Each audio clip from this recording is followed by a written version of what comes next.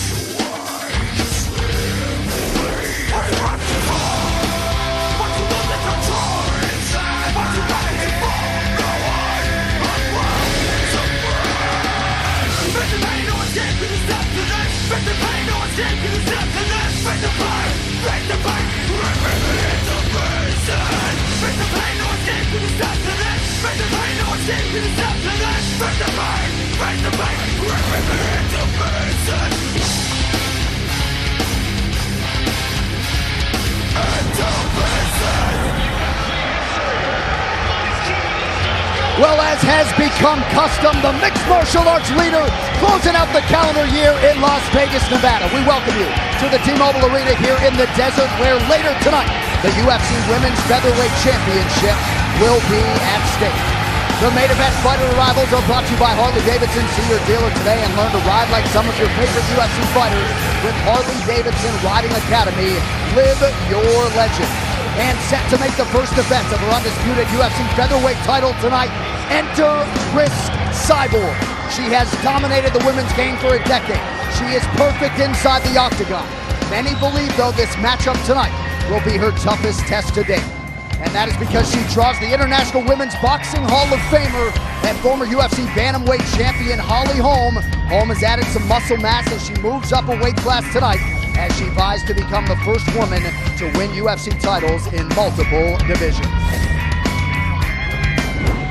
Live inside the T-Mobile Arena here in Las Vegas, Nevada, USA, this is UFC 219, Cyborg versus Holm.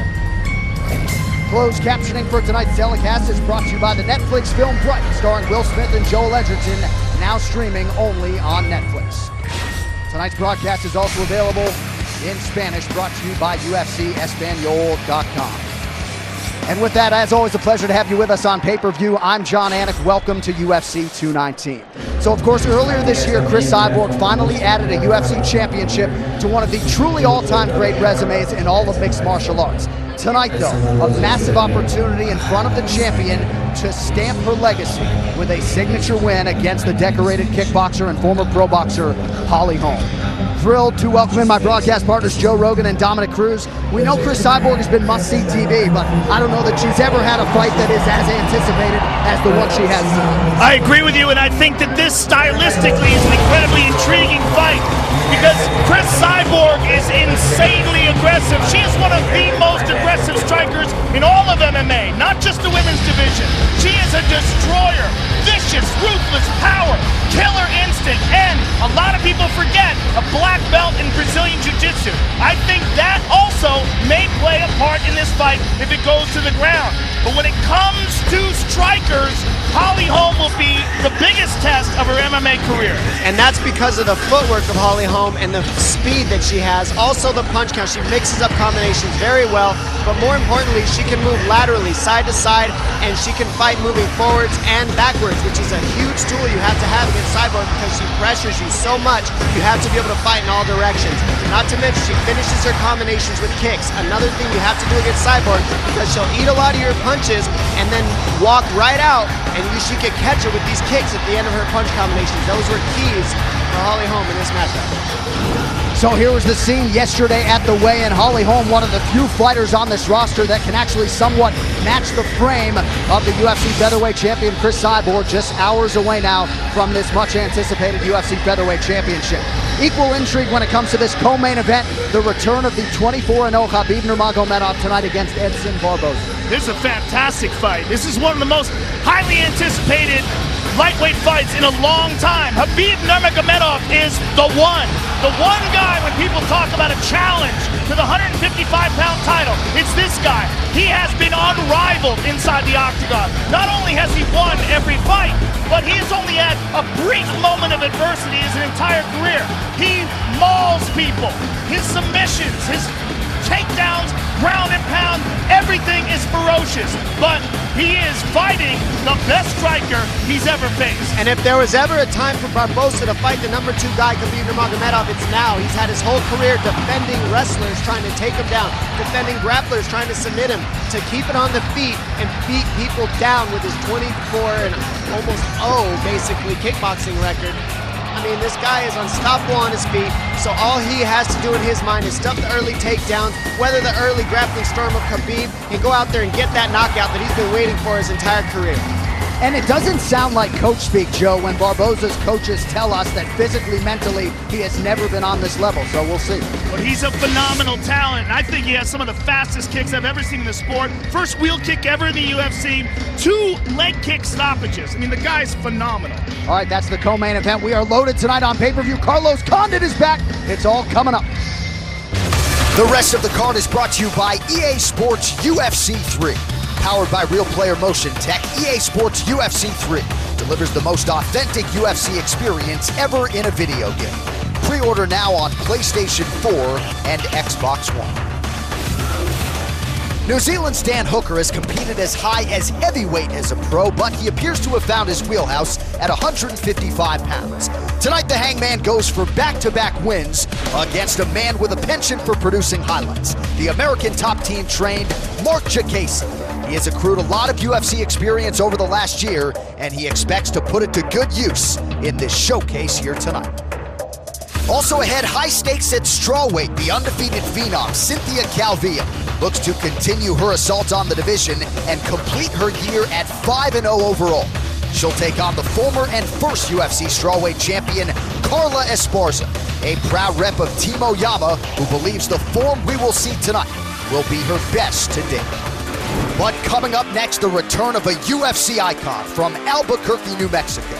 Just 2 years ago, Carlos Condit was a judge's scorecard away from becoming the undisputed UFC welterweight champion, but he's been idle since August of 2016. So tonight, with much fanfare, the natural-born killer is back against division staple Neil Magny, a 17-time UFC veteran with all the skills and the will to spring the upset tonight here in Las Vegas. All right, first let's get to the rules of the Octagon. 3 judges score the bout. The bout duration is 3 5-minute rounds. For championship fights and all main events, we go 5 5-minute rounds. A 10-point must-scoring system is in effect. The round winner gets 10 points, his or her opponent 9 or fewer, and scoring is based on effective striking and grappling, followed by aggression, and then Octagon control in that order.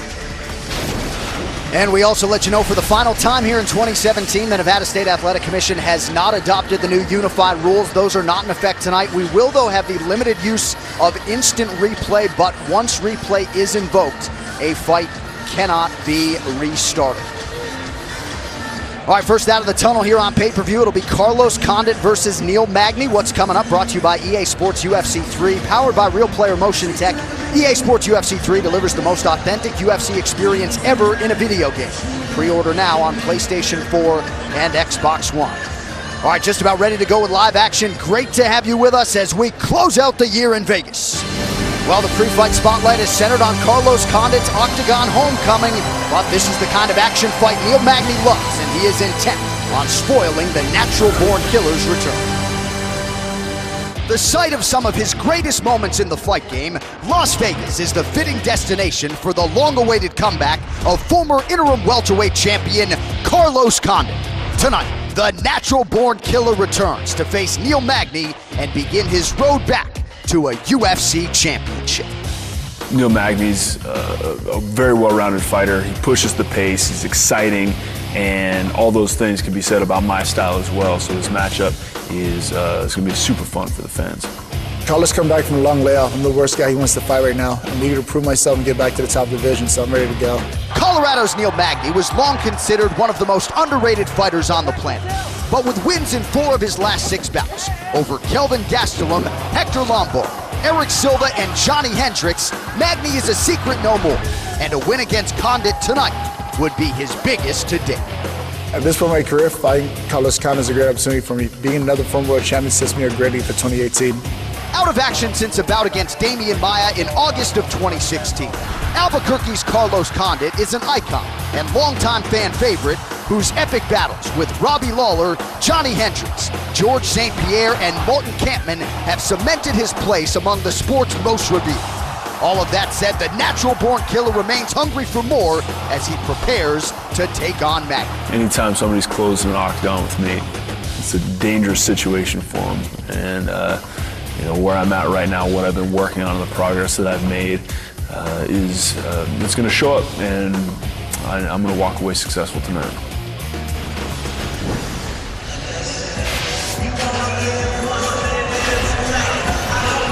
All right, so here's Neil Magny making his 18th UFC appearance at 17 years old. He walked into old friend Miguel Torres' gym, became an All-Army Combatives champion during his 7 years in the Army, but the second most UFC wins since 2013. I mean, a lot of people would classify him as an overachiever as he's put himself into this welterweight mix.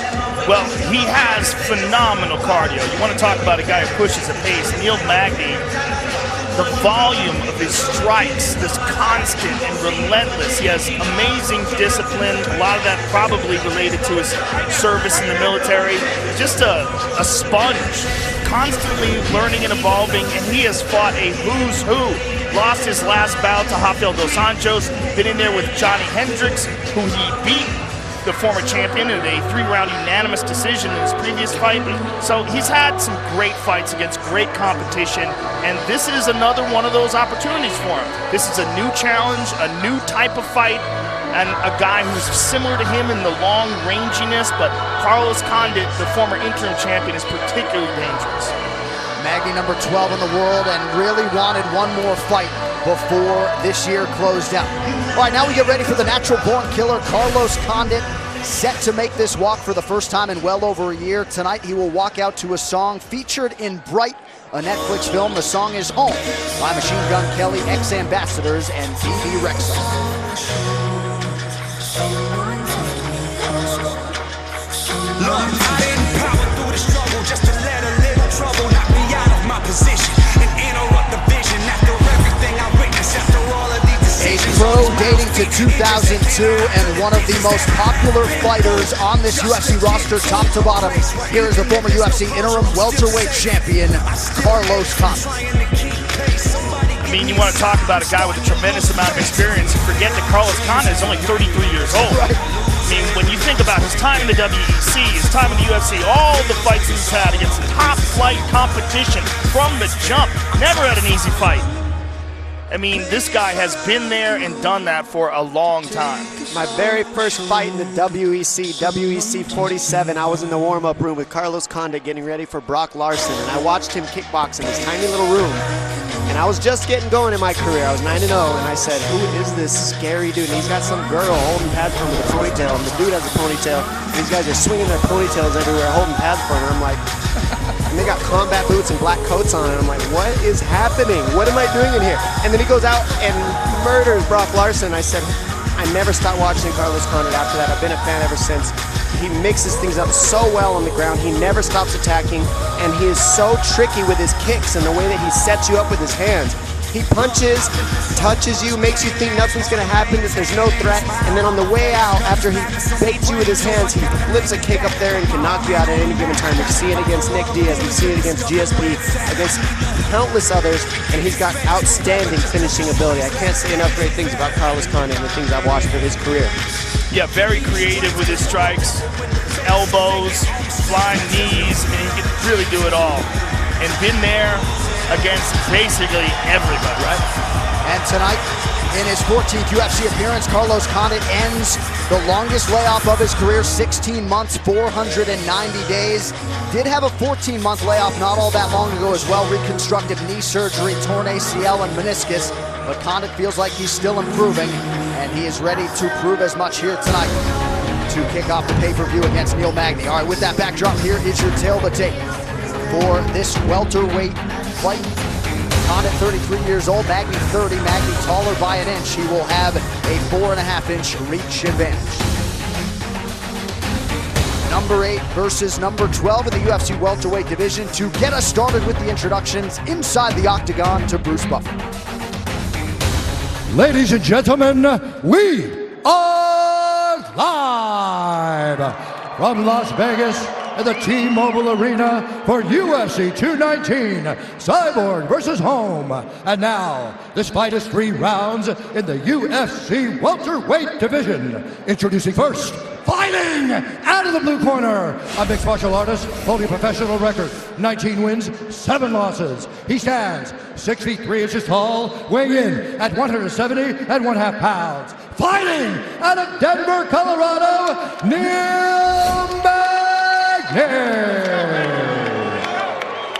And now introducing his opponent, fighting out of the red corner, a mixed martial artist holding a professional record, 30 wins, 10 losses. He stands 6 feet 2 inches tall, weighing in at 170.5 pounds. Fighting out of Albuquerque, New Mexico, he is the former WEC welterweight champion and the former interim UFC welterweight champion and the number 8 ranked welterweight contender in the world, the natural born killer, Carlos Condit. When the action begins, our referee in charge, Big John McCarthy. John McCarthy, our referee for this one. UFC 219 Cyborg versus Holm is presented in high definition by the Netflix film Bright, starring Will Smith and Joel Edgerton, now streaming only on Netflix. Tonight's fight clock is brought to you by Air Asia. Now everyone can fly. Carlos Condit is in black, Neil Magny is in blue.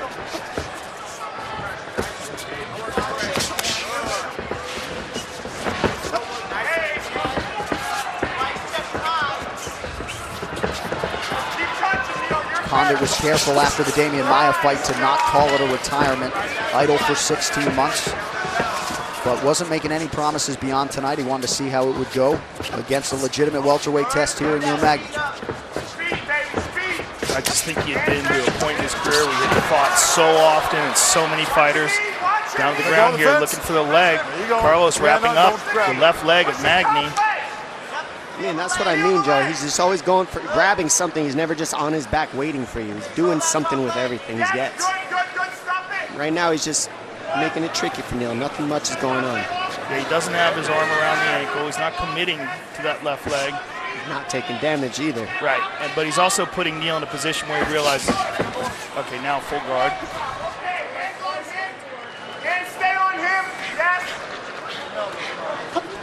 Head out to your neighborhood 7-Eleven and get a UFC branded Big Gulp for a chance to instantly win prizes. Hands on the biceps, Neil. Good. Yes, Neil. Head up. Condit back to his feet. Magny with one underhook here, continuing to apply pressure. Magny's a takedown here. Magny's all over him here.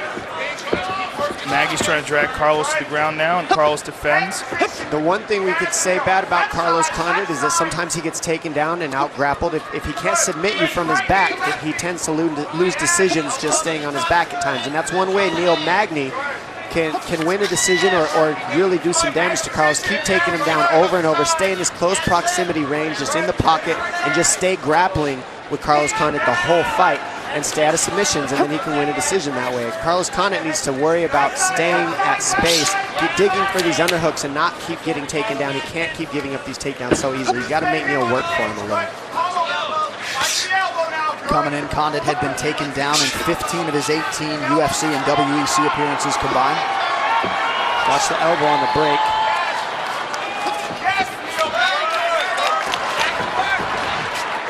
Two and a half minutes gone by here, round one.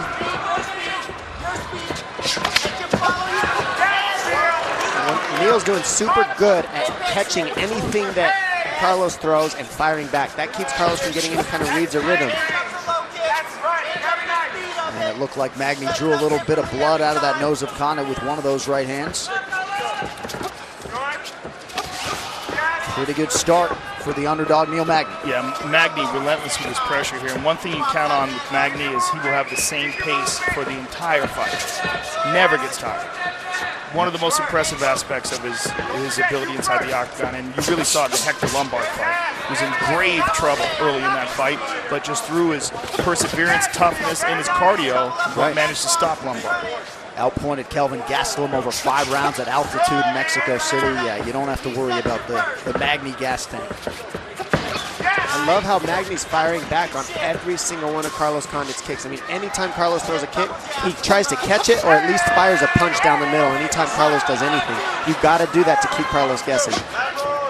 And now you see Carlos isn't throwing his kicks the same. He's thinking about it. And that's why Neil's doing very well right now, to keep Condit from getting the reads that he's so good at. Yeah, he's not giving Carlos any space. And in not giving him any space, he doesn't give Carlos enough time to get creative. Yeah. He's not comfortable. Agreed. Under a minute now to go, round one. Condit, a staple of this UFC roster since April 1st of 2009 when he debuted against Martin Kampmann. Nice combo by Carlos. Neil really, though, is the one that's just been getting off first for the most part. And how much, Dom, do you attribute this to activity? I mean, Carlos being out for 16 months? That's a good question. I mean, honestly, Joe, that could be part of it. But I think that can get worked out in practice. I mean, that's my belief. You can work out any amount of time you're gone if you suffer enough in training camp. That's just the way it is. You put the work in, you take out those kinks. Who knows, though? He might have thought he was right, and then you face somebody like Neil and you realize you got more work to do. That's the point. That's what's so tough about what Carlos is doing, is there's no right answer to that question. Nice combination there by Carlos. A left to the body and a right leg kick. The Dutchie. Ooh. Back kick. So a nice close to the round for the natural-born killer. Tonight's Corner Cam is brought to you by AirAsia. Now everyone can fly. Have a seat. Good job. Real deep breath. Nice and relaxed. Give me the ice. Nice and relaxed. We need to stay in our range, right? Yes, sir. That's where you're doing best. Everything's working good from your range. All the pick and pull, even the shift, right? Shift to double jab cross is a southpaw. It's there, it's there. Let's slap and then go low kick, okay? Slap and then go low kick. Everything looks good, but we're gonna stay in our range. That's the key, your range, understand? Yes, sir. Your range, kick 27 off. Carlos, when you back him up, controlling the guy. Running in the cage, elbows up the middle, all right? He sucks backing up, all right? Don't mean the space. All right, feints and feints. Yeah. Back his ass up. Double right hand, baby. Go get him, Lowe's. Southpaw, let's go. Second gear, Lowe's. On Sunday, January 14th, two of the most fan-friendly fighters on the roster take center stage. Jeremy Stephens looking for the 17th knockout of his career against the returning Korean Superboy Do Ho Choi. It is FS1 UFC Fight Night. Stephens versus Choi, special Sunday nighter. January 14th, 10 p.m. Eastern, 7 p.m. Pacific, only on FS1. All right, round two here, Neil Magny, Carlos Condit. Dom, any major takeaways in either corner after round one? Well, I like what both cornermen said. Greg said Carlos needs to be first, basically. Double right hands, get Neil on his heels, and he's right about that. Let's see if he follows up with what Greg said. He's got to be first this round and not let Neil go first. That's basically what happened that whole first round. Yeah, Neil just puts so much pressure on you. Constant movement.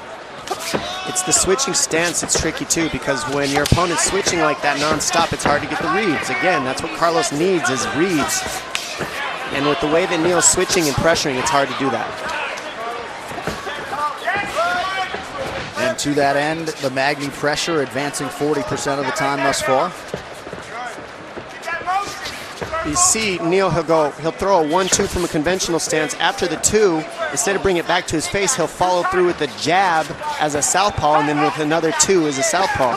So he's switching stance in the middle of combination, which takes away the counters from Carlos a lot of times. You see Demetrius Johnson do that well as also, and it's a nuance to MMA right now that a lot of fighters are switching stance in the middle of combinations and shifting in that point.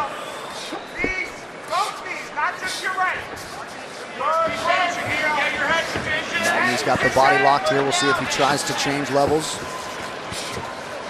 Watch the head. Good. Nice. Yeah, pull hard on that knee. You go, you go, you that go. That knee's not doing good, Neil. Left knee, left knee. Knees here. Hook the knee again. Good. Keep working here. Hook and trip. Anytime somebody's held against the fence, it's because they're losing the underhook battle. And you can see Neil has the underhooks the whole time on Carlos. Now Carlos going for the scramble, trying to create some leg lock attempts here. Yeah, he's going for this leg, but he's got to be very careful to not get... Okay, I like how he grabbed that right leg as well. Tying the both of these up now. He's got to get Neil off of the base.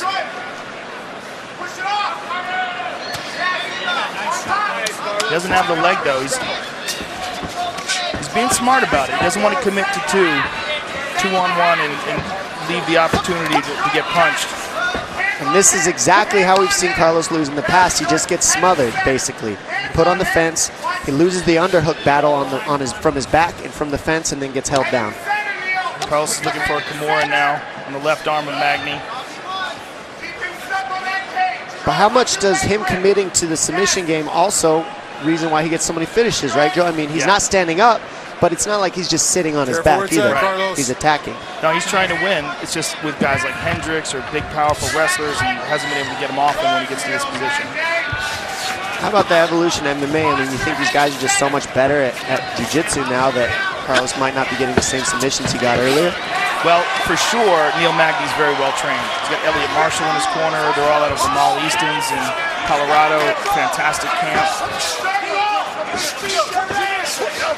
Touches the body. Very aggressive here now. And Jackson said, put him on the fence and throw those elbows, and we saw him attempt it there. Neil doing the right things, pressuring right back with offense to get Carlos off of him. Under 90 seconds now to go in this second round. Condit slips the head out of harm's way there.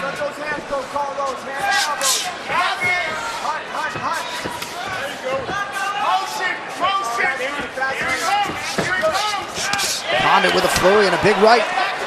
And now he's got the underhooks here. Let's see if Neil starts winning this underhook war here. You'll see Neil dig a right underhook under the left arm of Carlos. There it is, and that's Carlos losing the underhook war, and then he gets put right back on the fence here. And now he's got double underhooks, and we'll see him get the body lock against Carlos here. Oh, Carlos dug in for the underhook there, and now he's able to switch position. And that's what happens. He loses the underhook battle and then gets taken down here because he goes for the clinch. He needs to stick with the over-under and keep digging and pummeling instead of going to the clinch and losing the underhook battle, getting put on his back.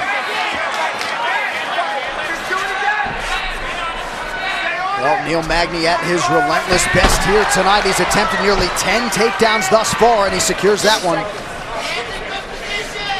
Carlos looking for the armbar here. Hold with the toes. I do not believe that the left arm is in deep enough, or the right arm rather is in deep enough. Go hold with the toes, Carlos. There you go. He's going on to the leg again, but again, can't commit to it for fear of getting punched. Right behind you. There you go. And here we see exactly as Dom predicted, Neil Magny winning the takedown battle here, and Carlos attempting an elbow there, but sort of caught the back of the shoulder. Look at me. Deep breath. Whose range? My range. Your range. All the time. Do you understand? Perfect. Your range and your speed. It's perfect. It's beautiful. Everything's great. The cage work is excellent, right? Head position, dominate in the clinch. Beautiful job. On the ground, just doing up the middle. Carlos, we'll have you down 2 rounds. I need 5 minutes of fury in order to win this thing. Understand? We should. You finish it. Water? You got it. You finish it. Do not go down. You finish it. Yes. 3, 4, 5 shots. It ties up with you, you get out of there. Well, the 2018 UFC pay-per-view slate opens January 20th with an unbelievable card in Boston. Heavyweight champ Stipe Miocic looking for a record 3rd straight title defense against Francis Ngannou, fresh off of that devastating knockout of Alistair Overeem. UFC 220. Saturday, January 20th from TD Garden in Boston, 10 in the East, 7 in the West. It is only on pay-per-view. All right, 3rd and final round here between Carlos Condit and Neil Magny. Mike Winklejohn not mincing his words in the corner of Condit. They believe their fighter needs a finish. I believe he does too. Yeah. Well, he has finished 28 of his 30 professional wins, so perhaps Condit can get the offense going here to start this 3rd round. Greg Jackson gave him great advice. They said stay out of the clinch and get out of there, but the problem is he's getting in the clinch because he's losing the underhook war. He needs the underhooks in order to get out of the clinch, and that's where Neil Magny is able to put him on the fence and keep him there and get these takedowns and win each round with takedowns and grappling and his range, as his corner said. So we need to see Carlos Condit make the adjustment if he does get in that clinch and win the underhook war so he doesn't get taken down. Seven times Neil Magny has won a fight in the UFC as a betting underdog, trying to make it 8 here tonight. 1 minute gone by round 3. And see, something that Carlos loves is throwing that leg kick and then stemming his combinations off of it. Well, Neil Magny's firing something off of every single leg kick Carlos throws, so he's losing his flow, he's losing his combination rhythm that he likes. And so he's having a tough time hitting on Neil Magny. Yeah, and he's caught that leg kick on several occasions. Good check there by Carlos. I mean, whether it's Neil Magny's pressure or whether it's Carlos's octagon rust, Carlos just seems off on his feet. Just doesn't seem like he's got his timing right, like right there. It's all range, Joe, like the Neil Magny's corners are saying, is keep it at your range and you win, and right now they're doing exactly that. The interesting thing is the range is not much different. It's not like Neil's got a gigantic This is the range they want. Yeah. This is the range that they're talking about, in the pocket. Especially after the success of the 2nd round like this. Definitely. Carlos is trying to separate those hands, but standing up really tall as well. Oh, he's committing to this arm. He's committing to that left arm. That's in. I mean, that's tight. And if Neil doesn't make a good choice, it's over already. And now he's good. He got out of there in time. And listen to those corners in Carlos. Now we got an open flow fight, and that gives Carlos a chance to still be in it.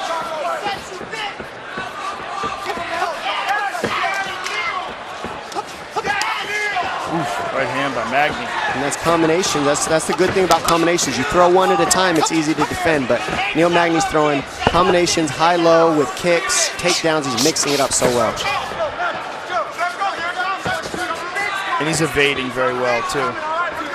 He hasn't taken very much damage at all. Seeing everything that Carlos is throwing right now. And you see how Carlos starts with the leg kick? That's his flow. He starts the leg kick. Just like a boxer would start with a jab. That's Carlos's jab, is that kick. And Neil's doing such a good job just countering it right off the bat that it takes away his combination flow. Condit's starting to open up a little bit here with less than 2 minutes to go.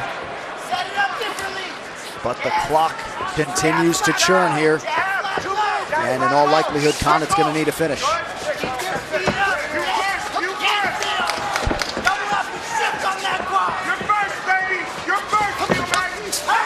Magny, just such a coachable athlete. You remember him on The Ultimate Fighter, didn't know how to use his length like this. Christian Allen has worked wonders. Elliot Marshall on the ground. Pretty impressive young man.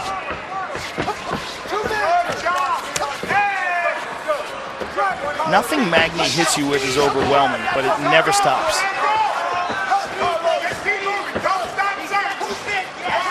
Out of all the fighters that you see inside the octagon, he's probably the best example of someone who never throws everything with 100% of his strength. Yeah. We saw the polar opposite of that earlier tonight, and guys like Omari Akhmedov and Khalil Roundtree Jr. The irony is he never gets tired. Maybe it's because he's not throwing everything he has. 100%. So he's beating you with cardio. Cardio and strategy. Correct. Technique, of course. Right now, he's definitely out-strategizing Condit. I mean, they beat him with the pressure and in the clinch here. That's where the fight was won. And that's the best way to beat Condit. If you look in his past record, this is the best way to get him, is try to grapple him and smother him and defend his submission attempts.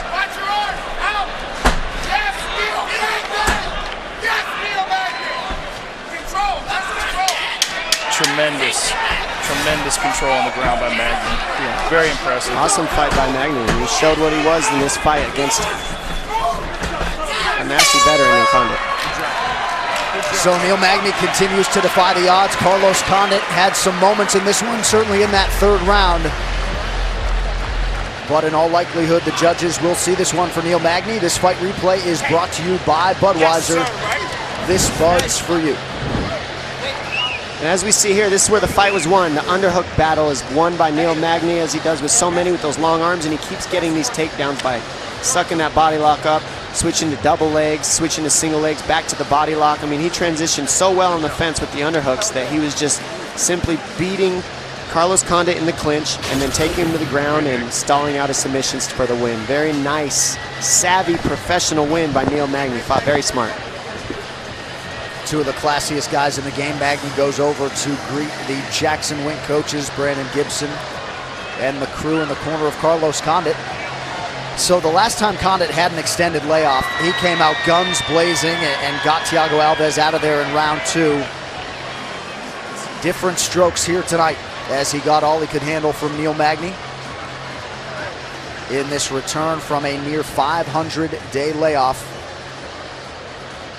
Magny in search of a 13th UFC win here tonight and an 8th as betting underdog. Pretty incredible stuff from the perpetual overachiever, Neil Magny. I say that with all due respect, right? Overachiever. 100%. I mean, the work rate was pretty even. It's the grappling that really made the difference for Magny in this one. All right, the official decision is brought to you by Metro PCS, who brings you closer than ever to the UFC on a fast nationwide 4G LTE network. Here now, Bruce Buffer. Ladies and gentlemen, after 3 rounds, we go to the judges' scorecards for a decision. The judges scored the contest 30-27, 30-27, and 29-28 for the winner by unanimous decision, Neil Magny.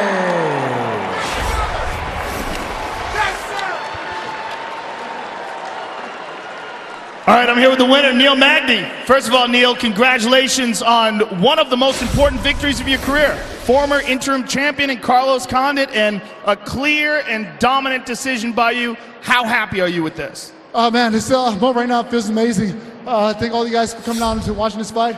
Thank for all my coaches and training partners for pushing me to get this far. How much of the takedowns were in the strategy preparing for this fight, and how much of it was just what you felt in the octagon? So coming into this fight, I knew this would be super close, super even. I didn't know where I'd find an advantage. In the first round, I realized wrestling was that advantage, so I kept going for wrestling. Well, listen, Neil, Carlos Condit is one of the best guys in the division. This is a huge victory for you. Where do you feel this puts you in this welterweight division, and what kind of opponent would you like to face next? Oh man, I feel like this points me right back to go face one in the top 5, so I'm ready to go. Let's kick 2018 off with a bang. Congratulations on an excellent performance. Neil Magny, ladies and gentlemen. Well, Condit came in number 8 in the world. Magny at number 12 in this welterweight division. These fighter stats brought to you by AirAsia. Now everyone can fly, and how about that? Most UFC wins alongside Donald Cerrone since 2013. Neil Magny, of course, getting 5 of those wins back in 2014. Former foes turned buddies. How about Doo Ho Choi and Cub Swanson? They combined to turn in the consensus fight of the year in 2016. And Doo Ho Choi returns on Sunday, January 14th in a main event against fellow featherweight contender Lil Heathen Jeremy Stevens. Will Smith and Joel Edgerton star in Bright, a Netflix film now streaming only on Netflix. And Bright, the album, is now available. This one of the featured tracks, Dark Side by Ty Dolla $ign and Future, featuring Kiara. Some nights it's hard for me to fall asleep. That's just the dark side of me. All right, coming up next, what should be an absolutely outstanding strawweight clash. Couple of title hopefuls and ranked contenders, Carla Esparza and Cynthia Calvillo. Calvillo a perfect 3-0 in the UFC, but she figures to get her toughest test to date from the former champion Carla Esparza. They make the walk, coming up here shortly.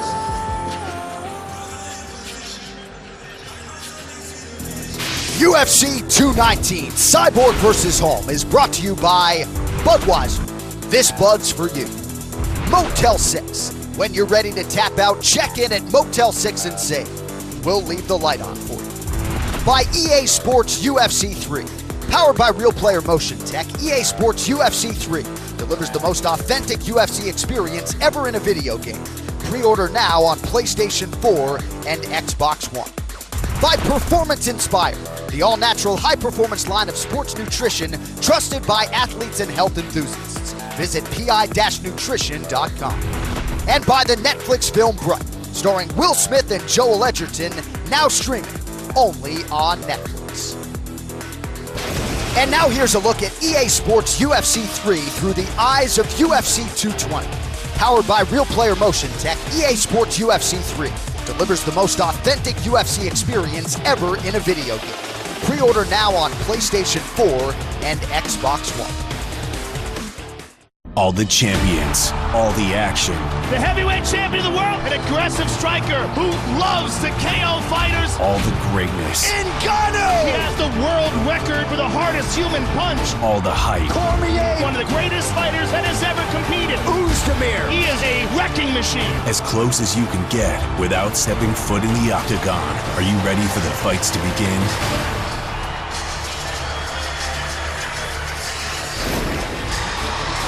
All right, as we get ready for this next fight, we show you the strawweight rankings 5 through 10, brought to you by EA Sports UFC 3.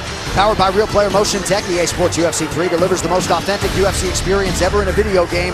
Pre-order now on PlayStation 4 and Xbox One. So Joe, 6 versus 9 here tonight, but things likely to change here. We'll see what Carla Esparza can do here tonight as the underdog against Cynthia Calvillo. Well, Cynthia is very, very excited about this fight. It's an opportunity to fight a former champion, not just a former champion, but a champion who also submitted the current champion, Rose Namajunas, early in her career. Right. Cynthia Calvillo, undefeated and very impressive inside the octagon. She's wild and fun, and Carla Esparza is a tough wrestler. She's got a lot of experience. She's strong. She likes this matchup as well. I think this is a really interesting fight and a very important fight for the strawweight division. Given Carla Esparza's success as a former champion and the person who submitted Rose Namajunas, and Cynthia Calvillo is just tons of personality. She's a lot of fun, and she's wild inside that octagon. She made her pro debut, did Calvillo, in August of 2016 and has already accrued 6 pro fights, 3 of them in the UFC. She will try to stay undefeated as she takes on Carla Esparza here tonight. One of the hardest working athletes in MMA, Cynthia Calvillo has dominated her short pro career in the space of 16 months to launch herself into this matchup against the former UFC champion, Carla Esparza. One of the breakout stars of 2017, Cynthia Calvillo took the UFC by storm with a run of 3 straight wins, all serving to position the Californian for tonight's big test against the first fighter to hold the UFC strawweight title, Carla Esparza. Carla would be a great victory for me because she is a former champion, she's a veteran, she's got many years of experience, and me being one of the newer fighters, this will definitely be one of my biggest tests and will really show where I stand. I really want to push the pace. I've been working a lot on just upping my game for this fight, so I think it's going to be good. I'm going to go for the kill. In 2014, Carla Esparza made history, finishing up her run on The Ultimate Fighter by submitting Rose Namajunas to win the UFC Strawweight Championship. Esparza would lose the belt, but with subsequent wins over Juliana Lima and Marina Moroz, she is back within striking range of another crack at the belt. Doesn't matter really who has that belt, you know, whether it's Rose, Joanna, or whoever, you know, my goal is to make my way back into the octagon and get that belt back. When injuries delayed her pro debut by over 2 years, Cynthia Calvillo was determined to make up for lost time. And since she made that debut in 2016, she has done just that, fighting and winning 6 times. Now, following wins against Amanda Cooper, Pearl Gonzalez, and Joanne Calderwood, she is primed for Esparza. You're not gonna wanna miss this fight. Just go watch this fight. I'm gonna be there, she's gonna be there, they can close the octagon door, and we're gonna get it on. And that's it. You know, I don't need to sit here and convince you and tell you how it's gonna happen. Everybody's gonna find out. Take my money, Cynthia Calvillo, just take it. I smell sarcasm. So here is Carla Esparza. This is an active pursuer of the takedown, Dom. Highest takedown rate in strawweight history, lands nearly 5 per 15 minutes. 4-year collegiate wrestler at Menlo College, full scholarship. And tonight we'll see how she approaches this. Well, first of all, how many women decide to go into wrestling, you know, in college and suffer and just, you know, cut weight and do all that while you're going to school? It's not a lot. She stuck to it and did it. You can see it in her fight resume. I mean, she does so well. And these takedowns don't happen on accident. She rarely shoots the same takedown twice back to back. She moves her head on both sides of the hips, which means she can shoot left and right-handed. She switches from single legs back to double legs. She puts 2-3 together. And more than anything with her striking is how she sets it up, because she tries to get you trying to chase her, trying to hit her head. She almost puts her head out there for you. And then when you try to swing, she times whichever takedown she can do, she gets you to the mat. Once she gets you to the floor, she just hangs on you until you got no energy left. And then when you get back to your feet, you guys are now even, and you're still forced to grapple with her. Yeah, I think we're going to see a lot of grappling in this fight. Cynthia Calvillo is outstanding on the ground, and Carla is a very good wrestler. So I anticipate a lot of scrambles on the ground. I'm really curious to see whether Cynthia can deal with the wrestling strength that Carla's going to bring into the octagon. Esparza has taken down all of her UFC opponents. That includes the former UFC strawweight queen, Joanna Jędrzejczyk. Carla Esparza, with Colin Oyama in her corner, making her 6th UFC start here tonight.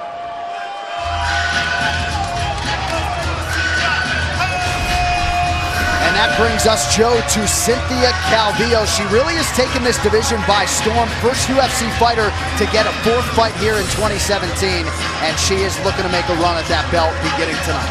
She's got a ton of personality. She's a lot of fun, and she's really fun to watch inside the octagon. She enjoys it. You can see it in the way she fights. She's got a chip on her shoulder, and she loves to scrap. She's also got a very sneaky ground game. She's very good at submissions, good at standing up, getting better all the time. And, you know, she's in the prime of her young career right now. She's loving it. She's enjoying it. She's got a great camp with Team Alpha Male, and Justin Buchholz, who's giving her some water right there, is very high on this young lady's potential. Something that makes Calvillo have a good personality is the fact that she lets her personality shine in general. She's not trying to paint a picture. She's unapologetic for the person that she is, for anything she says. You heard her in the coming out. I don't have to tell you to watch it. Just watch the fight. I'm going to be there. She's going to be there. She does not care what you think, and that's her personality, and that's what makes her interesting, and you know she's bringing everything. Yeah, she's a wild woman. Very fun once she gets in there. This is her 5th fight of 2017. She's taken down all 3 of her UFC opponents. She's attempted at least 2 submissions against all of her UFC foes as well. Tonight's Vegas odds brought to you by AirAsia. Now everyone can fly. Cynthia Calvillo in a familiar role as betting favorite, -230. The comeback on the former champion Carla Esparza at +180. 2 of the top 9 strawweights in the world set to go at it on pay-per-view tonight. And let's get to the tail of the tape for this one. To be contested at 115 pounds. Calvillo 30, as is Carla Esparza. Calvillo, the taller woman by 3 inches. She weighed in at 116 pounds, 115.5 for Carla Esparza. Slight reach advantage with Cynthia Calvillo. All right, now for the particulars, back inside of Bruce Buffer.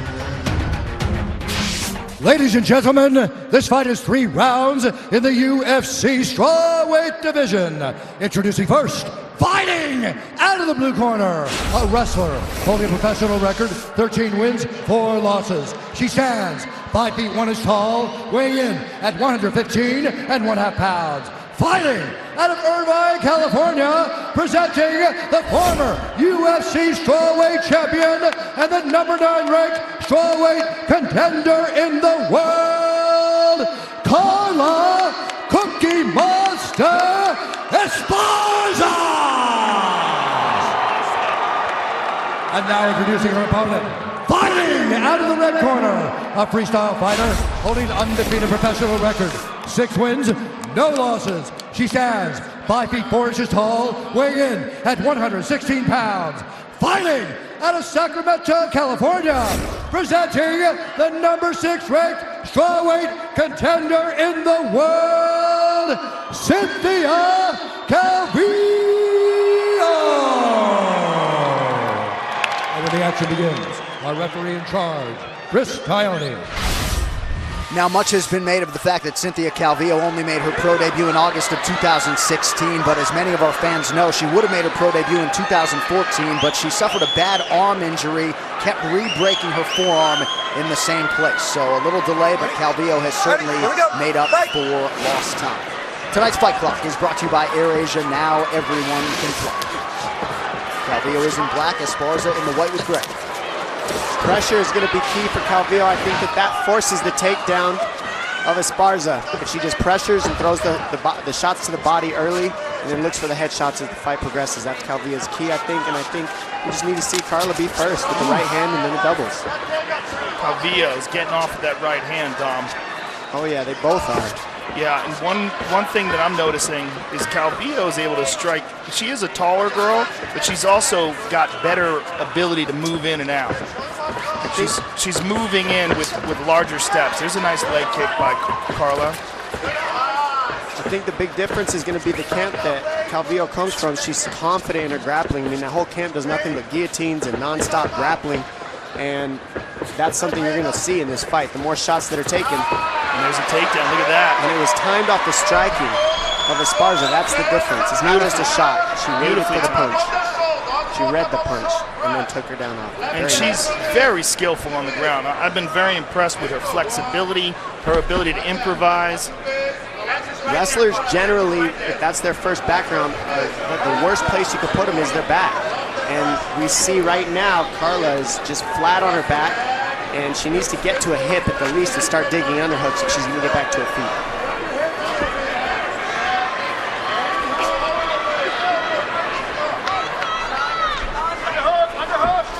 Calvillo, excuse me, Joe. I'm sorry, I was just going to say her corner's yelling out underhook, underhook. She's got the half guard on the same side as her right. She wants to get that underhook on that right side, and her corner was calling out for it, but she's not recognizing it. She's digging. She just can't quite get it because Esparza knows that if she gets that underhook, she's stuck. She's flat on her back. So she's fighting that underhook well. I'm sorry, I meant Carla. Carla's corner is asking out for her to get the underhook, to try to get back up. She needs that right underhook and then get to her left hip. Well, she's got the underhook. Now she's got to go to her left hip now. And get that, she has to get that bottom leg out. This is where the half guard becomes an anchor if you're on bottom sometimes, if you don't use it to sweep. And right now, she's trying. But Cynthia's very good on the ground. Keeps her flat, keeps her on her back. Lands a little elbow there. Carla going for an armbar. Look at this. Look at this. It's deep. Calvillo doing the right thing. She wants to pressure down, not pull out here, not pull up. Pressure the legs down into the head of Esparza so that Esparza can't get her hips away and straighten that arm out. And look at this. Look at this. Carla Esparza. Looks like she lost it. But lets her know that she's dangerous off her back. Under 2 minutes here to go, round one. Good start for the 6th ranked Cynthia Calvillo here.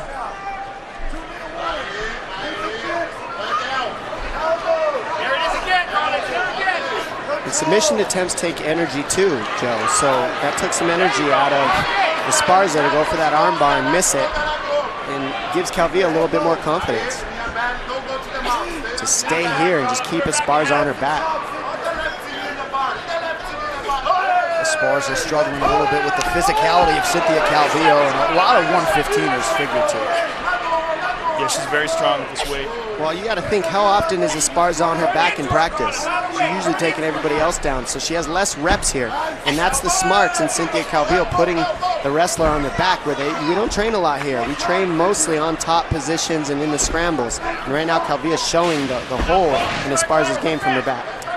Esparza has landed 33 ground strikes unofficially against just 12 for Calvillo, but This is a good look for the judges if you are working out of top position as opposed to off your back.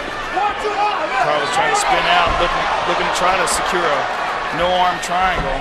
But doesn't get it and still finds herself in the same position. She just has great top pressure. She's following the hips right. She's pulling the right arms down, controlling the hands of Esparza, and Esparza just can't get to her knees. That's where she wants to be, is get to her knees. And Calvillo knows that. And there she is. Now she can get up. Beautiful, beautiful transition to get it back. Oh. Dominant performance by Calvillo. This is huge. She's looking for the back. Look at the way she spins. Oh, look at this. Carla winds up on top, though. And that's what we haven't seen yet, is Calvillo get out scrambled. That's one time she lost a scramble. Crowd enjoying the action there in round one. A nice answer by Esparza after Calvillo had dominated. Tonight's Corner Cam is brought to you by AirAsia. Now everyone can fly. Have a seat. Good, let's go with some stand-up. Nice round. Nice round. Let's watch me the grande pause. The time the grande pause. She will look for the arm all the time. And as I control, she try to throw the leg for catch one. Hey, she only coming right hand. So let's have the left hand up. Left hand up. Look for those jabs. Keep her at range. Uppercuts are there. Hey, right kick too when she walks out that way. Snap it to the head. Good work. Good work. Nice round. Careful on those scrambles. Stay on top. Stay on top. Okay, yeah. Hey, and short elbows on the ground. Here we see the end of the round. Cynthia Calvillo on top of Carla Esparza. Landing hammer fist, punches all over her, but goes for the back. They spin a few times, but Esparza winds up on top. That was big. Second round, here we go, ladies. Fight! Justin Buchholz, Fabio Prado trying to keep it simple in the corner of Cynthia Calvillo. Here, round two of a possible three. Nice right hand lands flush for Esparza.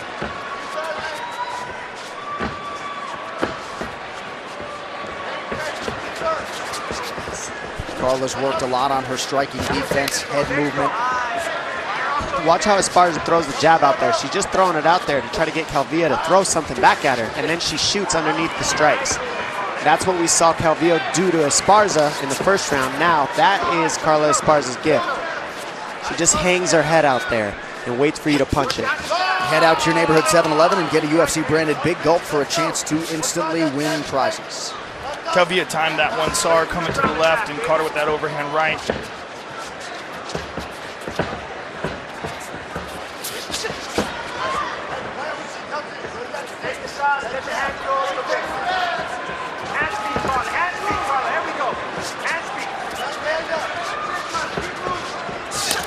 Esparza continuing to attack that lead leg of Calvillo. She's in, she's out. Now look what she's doing. She's circling right, being Esparza, and she's pulling her into the leg kick and pulling her into the right hand. That's all she does. She's just circling right and pulling Calvillo right into the heavy side, the strong side of Esparza. Colin Oyama, one of the more underappreciated striking coaches in the game. She's touched like 3 of those right hands. Calvillo needs to just press forward, grip the body, and start creating some scrambles here. And Carla's doing a good job of stepping to her right as well, avoiding the right hand of Cynthia. But look at this, Cynthia gets around.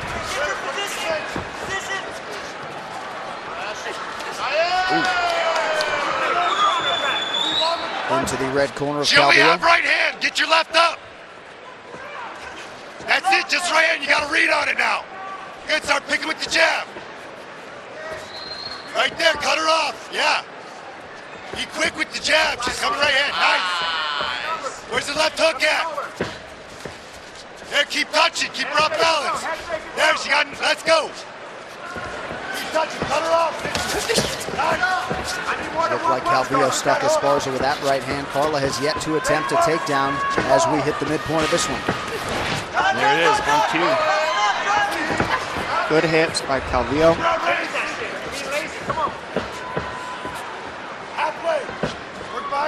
Buchholz calling for Calvillo to strike despite being pretty dominant on the ground in round one.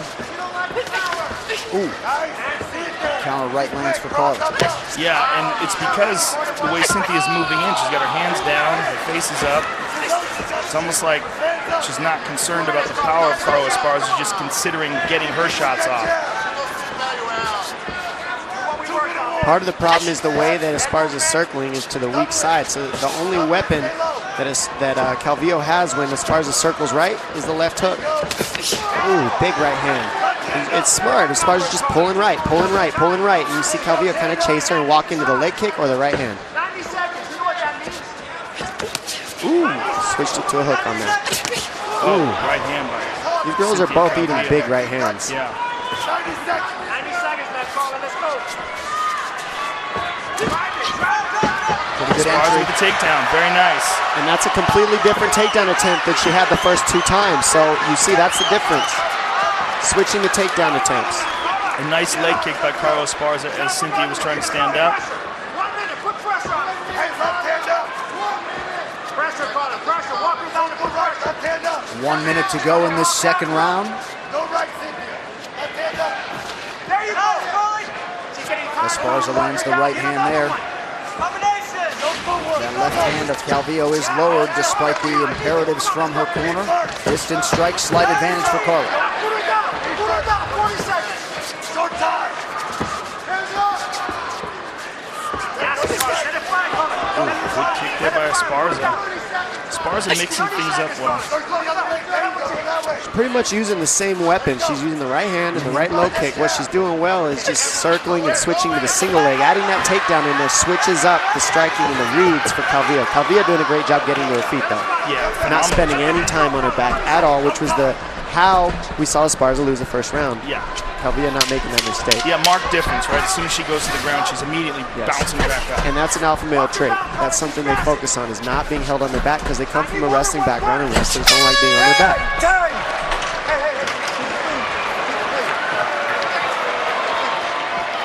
Good, deep breath, deep breath. Deep breath.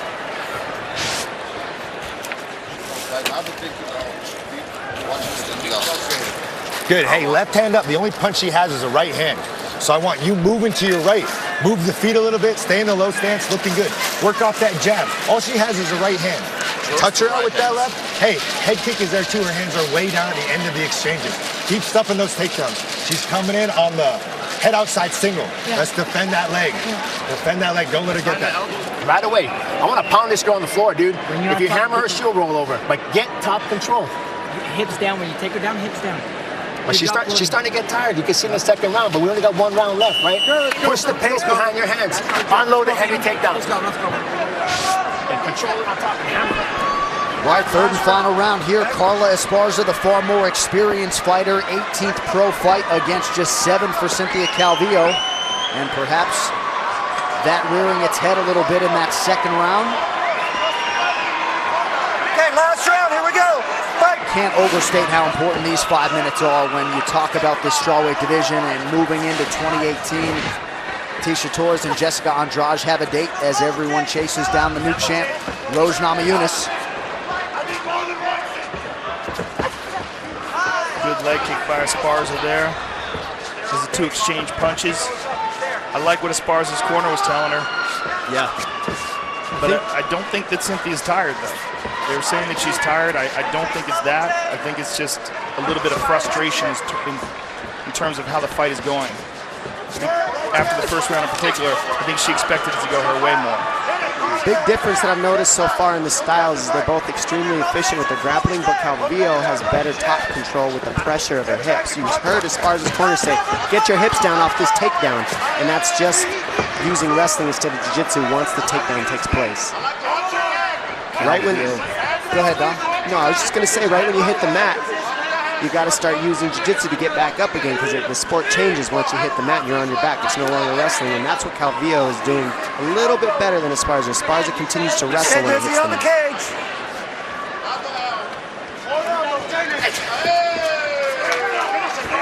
It is rare to see Esparza enter well on a single leg attempt and get overpowered to that extent by someone in this division, but Calvillo with a lot of physical gifts.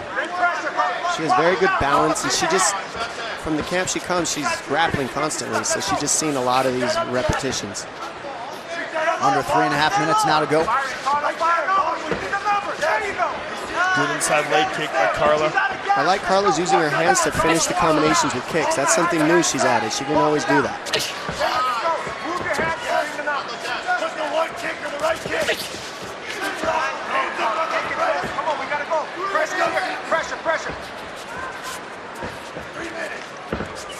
Looks like Calvillo's made the reads on the takedown attempts of Esparza now.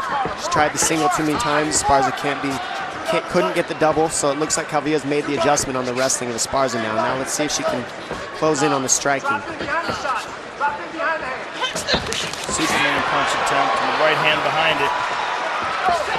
And there's another leg kick by Carla. Much more kicking from the former champion.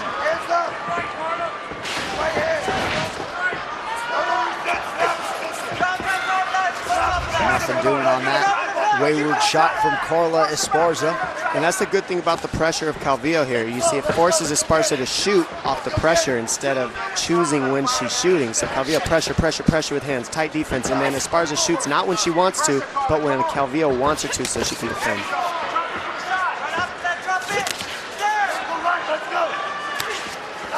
You're right, Joe. Cynthia she doesn't fear the power coming back her way. But because of that, she's getting tagged a lot. Yeah. 2 minutes. It almost would be better if she did fear it. Yeah. Go 2 up, step in. You gotta step in. I think walking in, we all knew Calvillo kind of doesn't mind getting punched. Yeah. Wow. Oh, here she goes.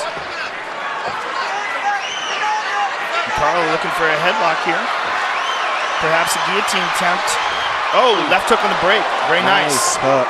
That's the experience of Carla Esparza shining through here. And that left hand maybe got Calvillo's attention as we come up on the 1 minute mark. We're in this third and final round. Calvillo smiles a little off the break. Okay.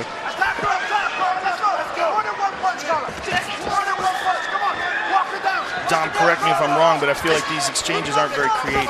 It's like you're seeing the same sort of entries over and over again, and that's these same sort of exchanges are taking place. And you're exactly right, Joe. And the reason that's happening is because both these women are most strong in their grappling. They take everybody down, and usually they don't have to set it up. They're just out grappling everybody. These two are well matched in their grappling, and so it's forcing them to use their striking better to set up their takedowns. Great scramble again by Calvillo to make sure she didn't get controlled on her back. And again, that's the hips. That's the wrestling ability of Esparza taking over instead of switching jiu-jitsu and flattening the hips and passing the guard of Calvillo off the takedown. So one thing in wrestling is we always keep our hips up, so we're always moving. And when you look at a high-level jiu-jitsu practitioners, when they get that top position, it's like a weight is sitting on top of something. And that's been a big difference in the grappling in this matchup, especially in the first round mostly. Carla, relentless at the end of this round. Look at this. She's trying to seal it up. Awesome job. These girls are letting it out. Awesome way to finish a fight. Awesome fight for these ladies. Two of the truly elite strawweights in the world putting on a show here tonight in Vegas. Some very interesting judges' scorecards forthcoming. Both women believe they have done enough here tonight to remain in the mix at 115 pounds. This fight replay is brought to you by Budweiser. This Bud's for you. And there you see that takedown. That was the first one by Cynthia Calvillo. Timed it well, got off some good ground and pound. But at the end of the round, Carla Esparza had turned it around. And there Esparza with the right hand. Esparza working that single. Good jab there by Calvillo. And there's a nice left hook by the former champion. As we see here, you see Calvillo miss with the right. These two are just trading right at the end. They're like, let's see if we can knock each other out. There's 30 seconds, 10 seconds left. Just wing them. And that's what they did, putting on a great show to finish the fight out strong. Both these ladies mixed it up very well and showed what mixed martial arts is. All right, these fighter stats brought to you by Air Asia. Now everyone can fly. Distance strikes. Esparza doubling up on Cynthia Calvillo. A lot of those ground strikes came early in the fight. Control time advantage Calvillo. But on the feet, Esparza certainly finished strong.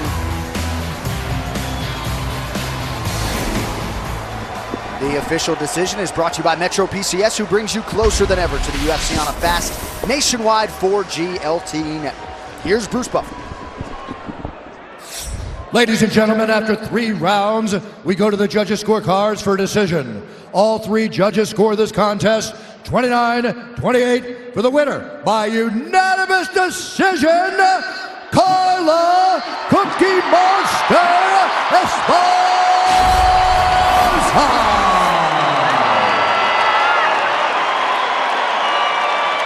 I'm here with the winner, a very happy Carla Esparza. Carla, you took on a girl who is undefeated and one of the up-and-coming stars of this division. You showed why you're a former champion, and you showed some real good improvement in this fight as well. How happy are you with your performance? I am ecstatic. I'm so happy. I worked so hard for this fight. I knew I was going to have a tough opponent, and I'm just glad I got the W. You got the W, and you showed a lot of new areas and aspects of your game. What did you work on for this camp specifically, and what, if anything, was surprising to you? I really worked on my wrestling game, my scrambles a lot. Cynthia has an amazing ground game, really quick scrambles, so I knew that was really important. I added the low kick to my arsenal, and I think that really took effect tonight, so I was really happy about that. Yeah, I think that was a big part of it. Congratulations on an excellent fight. Carla Esparza, ladies and gentlemen. That post-fight interview is brought to you by EA Sports UFC 3, powered by Real Player Motion Tech. EA Sports UFC 3 delivers the most authentic UFC experience ever in a video game. Pre-order now on PlayStation 4 and Xbox One. So make it 3 of 4 for the former champion Carla Esparza, who will likely take Calvillo's place in the rankings.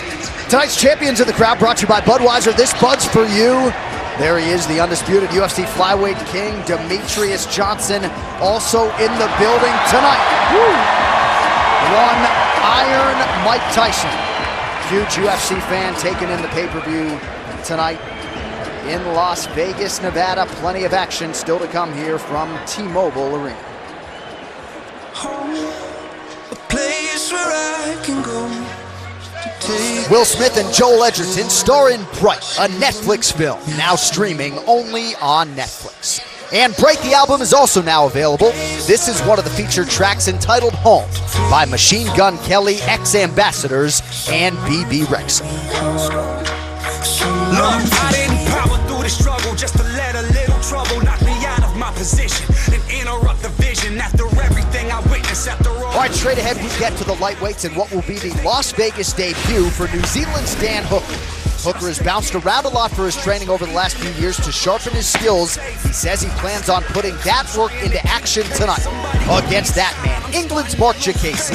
Jacasey 12-1 overall. He is a knockout artist who has already gained a lot of traction with UFC fans around the world. Jacasey and Hooker will make the walk straight ahead. And next month, the Octagon will be in St. Louis, Missouri for the first time. Jeremy Stevens set to headline against Doo-Ho Choi. And after an epic encounter last December, we'll see what the Korean Superboy can produce for an encore. What an amazing round here in Toronto. Spinning back fist. Man, this kid's got a chin. This Doo-Ho Choi kid is for real. Amazing fight. Unlike anything maybe we've ever seen. 지니까 이런 기분이네요. 다음에 2번 다시 앉으겠습니다. Doo-Ho Choi's in for a nightmare. He's facing a seasoned veteran in myself. He hasn't had the experience that I have inside the Octagon. I feel like that puts me at a whole nother level. Jeremy Stevens is all about power in everything. In his kicks, his punches, his knees. That high kick knockout of Honey Jason. The uppercut that he knocked out Rafael Dos Anjos with. I mean, he's a killer. Hey! Look at that! Finish the fight! Jeremy Stevens! Wow! You want to talk about excitement? You want to talk about fights that get you on the edge of your seat? You talk about Doo-Ho Choi, the Korean Superboy, versus Jeremy Stevens. These are two dudes that just want to fight. Doo-Ho Choi's got a lot of hype. I don't really care nothing about hype. I'm not in it to be famous. I'm here to beat your ass, collect checks, and go home and take care of my family. 경기가 어떻게 끝날 것 같냐면은 일단 뭐 5라운드 경기고 제가 처음 치른 경기지만 일단 확실히 KO로 끝날 거라고 생각합니다. Choi lands a big right hand. Doo-Ho Choi! Ooh, the hype is real. The Korean Superboy does it again! 일단 챔피언 된다고 생각한 적 있죠, 당연히. 네, 있고 모든 선수들이 그럴 거예요. 하지만 이제 저는 저 챔피언이 될 수 있다고 지금 생각합니다. Everything he's working for, I'm going to take. My goal is to smash his goal. I plan on demolishing him. He's gotten his head rattled up the last fight, and I plan on loosening it up just a little bit more. Outstanding performance for Jeremy Stephens. 네, UFC 챔피언이 된다면은 많은 변화가 있을 것 같습니다. 일단 아시아에 뭐 이런 선수도 있고. I break people's dreams. I'll be willing to bet that my hand's getting raised. I'm going to put him away. That fight is gonna be chaos. Doo-Ho Choi against Jeremy Stephens, that's a guaranteed barn burner. I don't know what's gonna happen, but I do know that Doo-Ho Choi is a guy who comes forward. He's very aggressive. He has excellent knockout power. And you could say the exact same thing about Jeremy Stephens. The difference being that Jeremy Stephens has faced much deeper competition. Right. And Jeremy Stephens is still, I think he's still improving and growing despite the long career that he's had inside the octagon. He looked outstanding in his last fight. And he has unbelievable one-strike knockout power. But Doo-Ho Choi has that as well. Should be a tremendous, tremendous main event. The co-main event, we're going to see. I mean, it's hard to say when someone is really going to retire after they say they're going to retire, but it could very well be the final fight of Vitor Belfort's career versus Uriah Hall.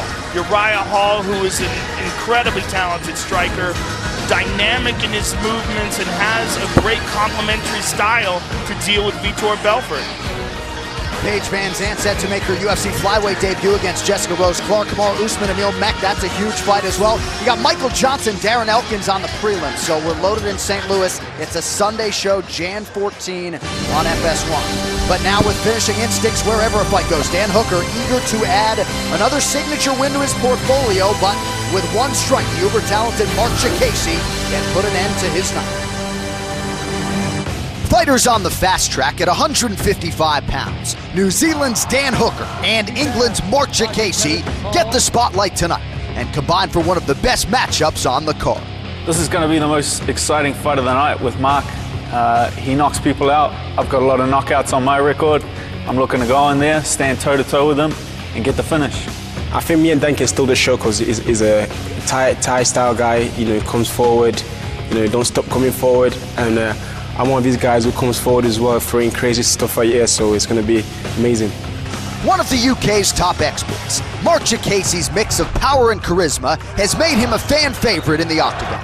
And after winning 3 of 4 UFC outings, highlighted by jaw-dropping knockouts of Lucas Sayevsky and Teemu Pakalen, he is clearly on the right path to lightweight supremacy. I don't think Dan knows what he's in for, because I don't think he fought anybody like me. He's fought some of the guys, you know, normal guys. I don't fight normal. I throw shots at weird angles, and, you know, he's in for a shock.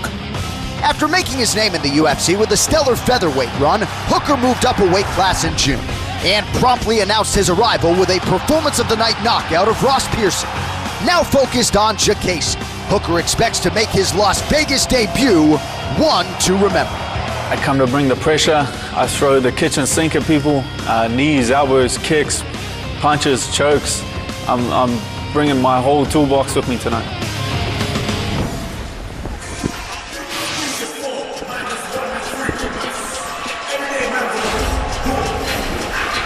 Well, in my humble opinion, Mark Chikasi deserves to be fighting on pay-per-view in Las Vegas here tonight. This guy is all action, 12-1. Now training an American top team, helped Dustin Poirier a lot to get ready for Anthony Pettis last month. And now it's Chikasi's turn tonight against Dan Hooker. Yeah, I'm with you on this, and I'm very excited about this fight. I think this is stylistically one of the best matchups on the card. Dan Hooker is a long, tall, excellent stand-up fighter, and Mark Chikasi is wild. He does a lot of cool stuff in there. He's got legit knockout power, super confident, a lot of experience, 12-1 coming in here tonight. Yeah. This is a good one. Chikasi feels that his striking can just kind of pull Hooker around where he wants and pull him into his big, crazy arsenal. He believes that his movement and his speed are going to cause the problems mostly for Hooker, because Hooker's more of a conventional fighter with the Muay Thai stance, and he said that his feet are just a little too flat for him. He says he'll be too quick, be able to hit him too much. It takes too much damage to face somebody like Chikasi. From Chikasi's mouth to the world's ears. It's going to be interesting to see how he deals with the reach. Hooker's a long, tall guy, and he's a very good striker himself, and Jacasey can't underestimate him. But I think this is going to be very interesting. Jacasey coming in off the first loss of his career against Drakkar Klose by split decision, and he said it was an experience thing. He absorbed 2 calf kicks in the first 7 seconds of the fight. He didn't check either one of them, and he felt like that sort of compromised the limb for the rest of the fight. So he felt like that caused him problems, valuable learning lesson, and we'll see if he can, you know, put those lessons to good use tonight in a very interesting matchup here against Dan Hooker. Jacasey kept the diet clean after his last appearance and getting one more in before the year is out.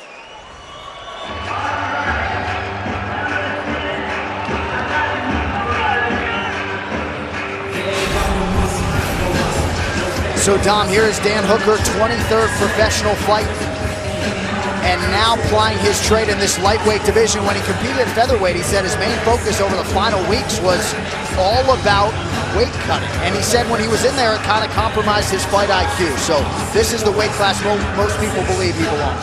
Yeah, I mean, he's very confident in the fact that he thinks that his fundamentals are what are going to win this fight. Fundamentally sharp, his defense, and the fact that he thinks that Jacasey, using all that flashy stuff, it's not high percentage. Says you got to keep some kind of formidable style in order that you can move forward in the division. When you get to the better guys, all that crazy stuff doesn't work. So you got to stay composed, stay conventional. And you know that can work for either guy. And Jacasey thinks that his unconventional abilities are the win for him, and Dan Hooker believes that his conventional stance and his style and the way that he switches stance and gets on rhythm and his height and his reach and his kicks are going to be the key. But more than anything, he said, I just got to get that jab flowing. All right, tonight's Vegas odds are brought to you by Air Asia. Now everyone can fly. Mark Jacasey, the 2-to-1 favorite. Dan Hooker at plus 160. Not that I'm paying attention, guys, but 3 consecutive betting underdogs have cashed. We'll see if Dan Hooker can make it 4 straight. Someone likes to gamble.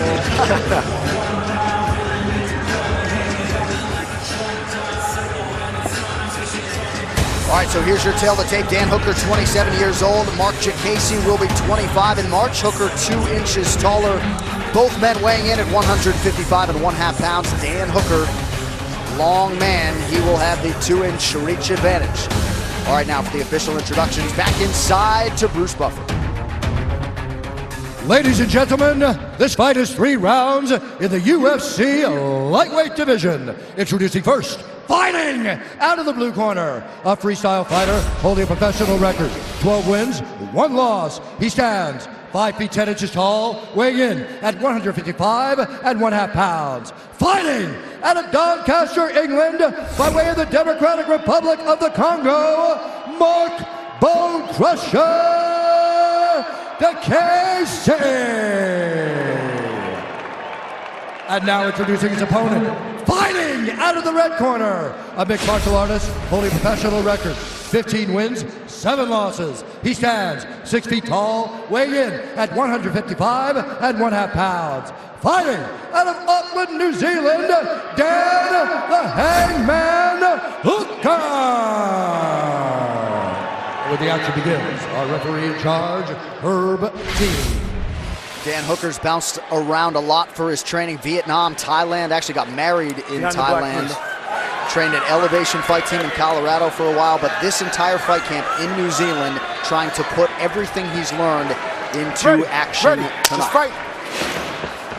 Tonight's fight clock is brought to you by Air Asia. Now everyone can fly. Jacasey in red, Dan Hooker in black.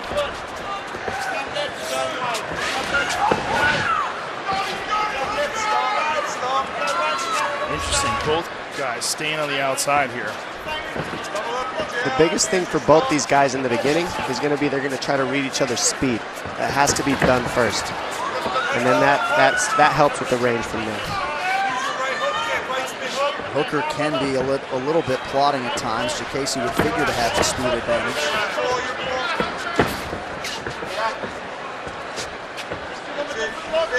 Distance and range of Hooker can help deal with the speed of Jacasey.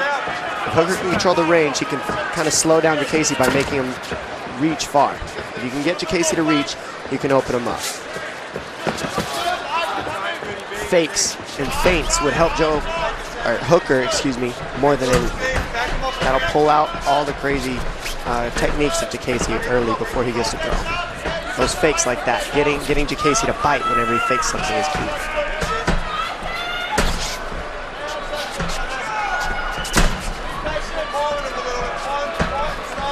GAME.EXE likes to talk trash, likes to try to get in the head of his opponents and sort of turn them into rivals. Hooker wasn't having it this week. And that's the fakes I'm talking about. Hooker faked coming in, and he got to pull out the spin kick at GAME.EXE. If he can keep doing that, it'll really cause problems for GAME.EXE's timing and range. The fakes do that.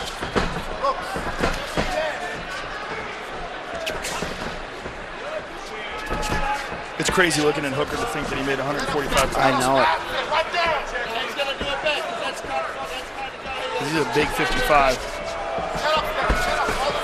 He's doing a good job right now of avoiding the crazy stuff, but neither guy has really established his offense yet. Think about it, the best thing he could do to GAME.EXE is try to make it a slow fight, because the one thing he hates is a slow fight. He doesn't like being boring. He wants the finish, and he might force it if you create it, turn it into something slow.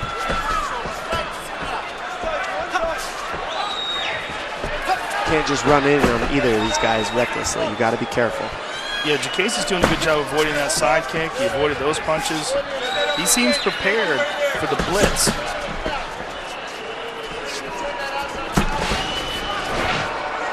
Two fights ago, GAME.EXE turned in the 7th fastest knockout in UFC lightweight history, 30 seconds.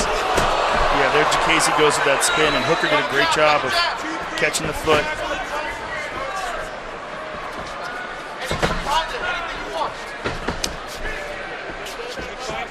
Yeah, Hooker seems very prepared for the speed. The speed and the wild stuff.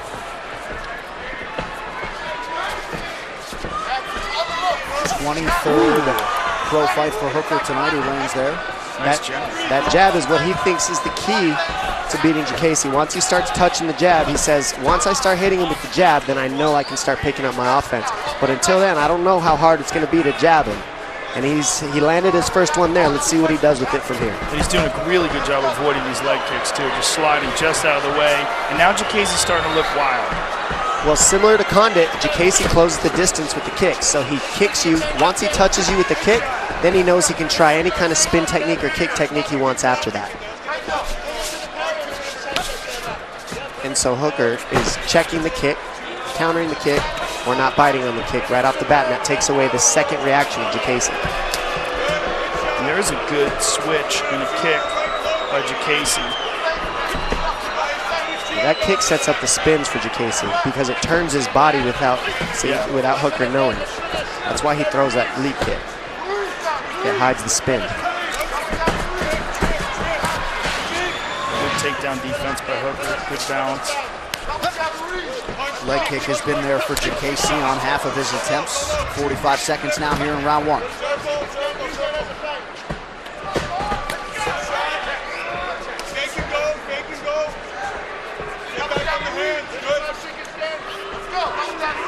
Hooker being very patient, smart. Got to be patient, keep the pressure. To keep the pressure and the fakes, he forced GAME.EXE to make reckless moves, and that's what we're seeing here. He's just being patient. Hooker deep in on this takedown, he gets it.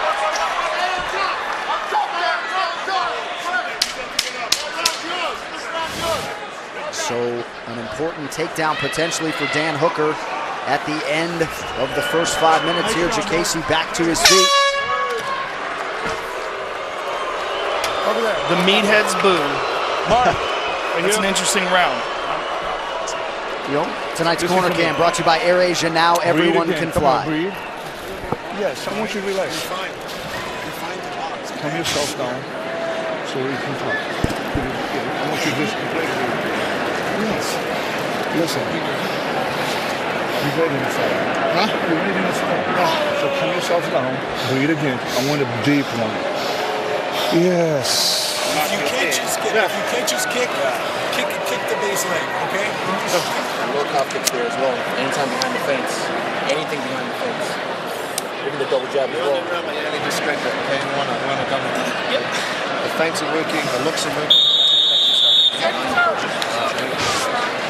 The distance is on, Dan. The distance is on. Brittany Palmer here. Ariana Celeste, Brooklyn Wren. Glad you are too as we close out the year on pay-per-view UFC 219. Dan Hooker and Mark GAME.EXE. Still to come, of course, Khabib Nurmagomedov, Edson Barboza in the co-main event, and our UFC women's featherweight title fight between Cris Cyborg and Holly Holm. All right, second round here. Dan Hooker is in black, Mark GAME.EXE out of the southpaw stance in red. The fakes are what are winning this fight for Hooker so far because he's pulling out GAME.EXE's strikes. That was a nice leg kick, though, off the catch by GAME.EXE. And this is what GAME.EXE needs to do. He just needs to be first, get in the pocket, and start creating some options because right now he's using the same tools, trying to set up something fancy instead of just using fundamentals to get started. Ooh, big left hook. Stepped in with it. It was an overhand right. He switched stance and stepped in. That's what's so tricky about GAME.EXE. He switches stance and switches his strikes depending on his stance. Head out to your neighborhood 7-Eleven to get a UFC branded Big Gulp for a chance to instantly win prizes. There it is again.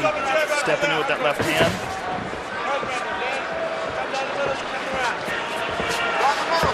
See the muscle Hooker's been able to add to that frame now that he has put featherweight in the rearview mirror with finality.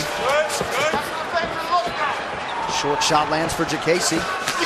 Ooh, left hand he's timing it well. And Hooker knew it was coming, but he wasn't expecting it from southpaw. He's expecting the right hand, so GAME.EXE switched stance and making the read on Hooker. Yeah, GAME.EXE's made some good adjustments in this round. Right now he got clipped, and that made him uncomfortable. I promise you that. Hooker hitting him with that does not like. You see the striking happen whenever GAME.EXE gets uncomfortable with the range and the feints and the pressure. When that happens, he forces a takedown. And that's when we see these positions here. Good head control here by Hooker. And this is the underhook battle. Right now, Hooker controls the underhook and the head position, so he controls the fence. GAME.EXE, good job turning it around. He had to get the underhook to get out of there. I think you should name your next dog Underhook. Seriously, I wish these guys just met my dog Underhook then. Under 3 minutes here to go, round two. How much do you hear that crowd, Dom, when you're in there booing? You hear everything, really, but it's just a question of if you're going to let it get to you or not, really. Nice low calf kick by GAME.EXE, and he hits it twice. It's funny because Hooker said that GAME.EXE was going to try that since he lost his last fight with it in his eyes. Yeah, and he landed it 3 times in a row. Yeah.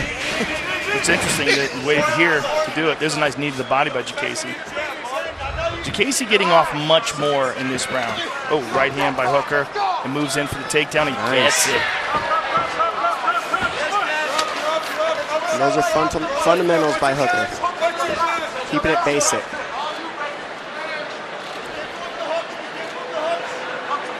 And GAME.EXE's carrying Hooker's weight here, but Hooker almost goes over the top. Good balance there by Hooker.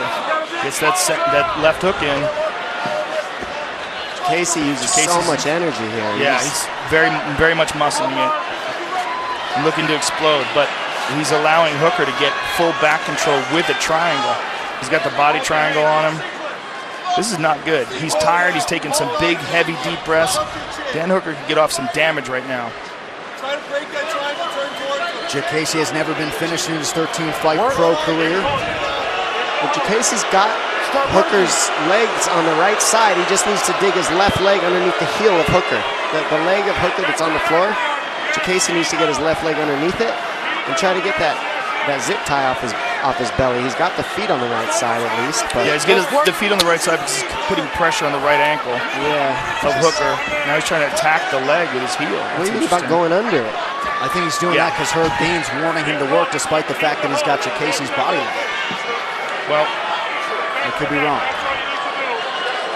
GAME.EXE's trying to attack the calf and stomp on the foot there, but that's where you need the basics. Yeah, it's not going to get him out of that position. He's being creative, but it's not enough.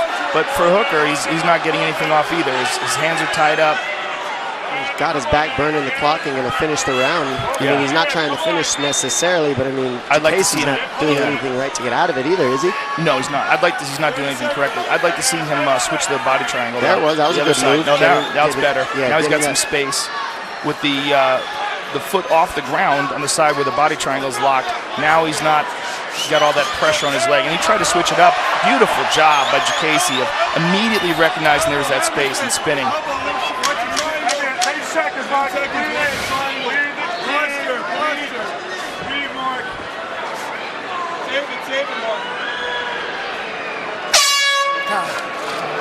All right, 10 minutes in the books. We will go into the red corner of the Kiwi Dan Hooker. Stu, where's the chair? Chair.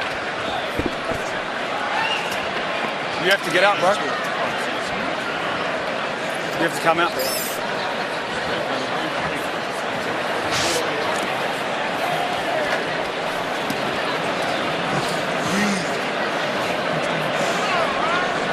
Here's the water that's in your hand. Take it from there.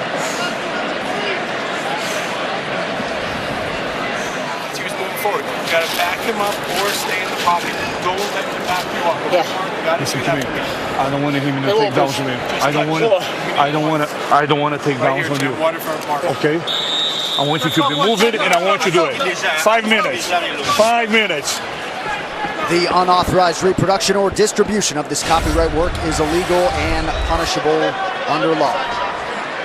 UFC 219, Cyborg versus Holm. Mark GAME.EXE and Dan Hooker now with 5 minutes or fewer to decide this one.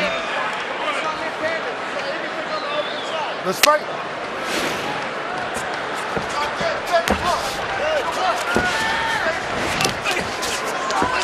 Whoa, we're getting after it now. Here we go.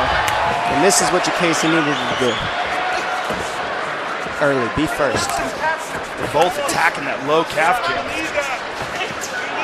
GAME.EXE with a big right hand over the top, and Hooker trying to time that knee. And the knees work on the pressure of GAME.EXE. Good read by Hooker. Uppercuts and knees, but he needs combinations. Left hook by GAME.EXE. The speed of GAME.EXE is very apparent when they get these slugs. It's because Hooker's throwing one strike at a time. He needs combinations. Good guillotine. That's in. That's in. That's in. Look at that. He's tapping. He's tapping. Dan Hooker submits Mark GAME.EXE. Wow. Very nice. Oh. Congratulations. And how about Joe Rogan? You need some hand sanitizer. Throwing the mouthpiece back to Dan Hooker. Who came over to the broadcast table and says, "How do you like me now?" I'm sure he doesn't want to lose it. So Dan Hooker, a perfect 2-0 start to his UFC lightweight career and a big win tonight as he becomes the first man to finish Mark GAME.EXE. This fight replay is brought to you by Budweiser. This Bud's for you. It's interesting because in that round, everything really opened up. They were really going after it. It was becoming a slugfest. But look, as soon as Dan gets that left arm under the chin, boy, he goes into that power guillotine, and GAME.EXE's tapping immediately. And that forearm is right across the throat. And GAME.EXE's corner said, no more takedowns out of you. And he shot a takedown and he forced it. And he reached. And that's the key. When you get GAME.EXE to reach, you get openings. And the opening was the guillotine this time. He forced the takedown. The neck went right out there. Nothing was tucked. Hooker went to the full mount position, but because the guillotine was so tight, it made it even tighter. Beautiful transition to lock in that guillotine by Hooker. And that is a nasty guillotine, too. That's the same way John Jones did it to Lyoto Machida. You push down the palm. Oof. You know who we saw do that at first was the Alaskan. Man. The official decision brought to you by Metro PCS, who brings you closer than ever to the UFC on a fast nationwide 4G LTE network. Here's Bruce Buffer. Ladies and gentlemen, referee Herb Dean has called a stop to this contest at 42 seconds of round number 3. Declaring the winner by submission due to a guillotine choke, Dan the Hangman Hooker!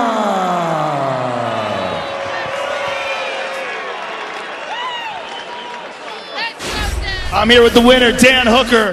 First of all, Dan, congratulations on an excellent victory over a very dangerous guy. It was a lot of touch and go early in the fight. What do you want to say? First things first, Sean, Dana, UFC Perth is in 6 weeks, and I won on that card. Who wants to see me fight again on that card, huh? Let's go. You're immediately looking to get back into action, but this fight was interesting because GAME.EXE's very dangerous. You used your reach well, and the opportunity that presented itself in the third round when you were having the wild exchange, you locked up a beautiful guillotine. Yeah, well, I won the first, won the second, and finished him in the third. I don't think there's any more you can do, you know. Let's take a look at this guillotine. He shoots in, and as he shot in, you immediately slid that forearm underneath the chin. Talk us through this here. That's just one of my chokes, man. I've got a few wins with that. That's my second in the UFC with that choke. You gotta watch your neck around me. We definitely do. Dan, congratulations on an excellent performance. Dan Hooker, ladies and gentlemen. That guy can finish a fight anywhere it goes. He's never been knocked out in his career. He's never been finished in the UFC. And he is finishing guys left and right. Back-to-back stoppage wins for Dan Hooker since moving up to 155 pounds. Speaking of finishers, T-City Brian Ortega in the house. And of course, no time Volkan Oezdemir, who will challenge Daniel Cormier for the light heavyweight title in a few short weeks. Well, we're here inside the T-Mobile Arena. Fans enjoying the action there in the concourse. You see the setup for the Netflix film Bright, starring Will Smith and Joel Edgerton. That is now streaming on Netflix. A lot of buzz for the movie. Little cameo for the Joe Rogan Experience podcast in there as well. You can watch that film right now on Netflix. All right, getting closer now to our co-main event between Khabib Nurmagomedov and Edson Barboza. What's coming up? Brought to you by EA Sports UFC 3. Powered by Real Player Motion Tech. EA Sports UFC 3 delivers the most authentic UFC experience ever in a video game. Pre-order now on PlayStation 4 and Xbox One.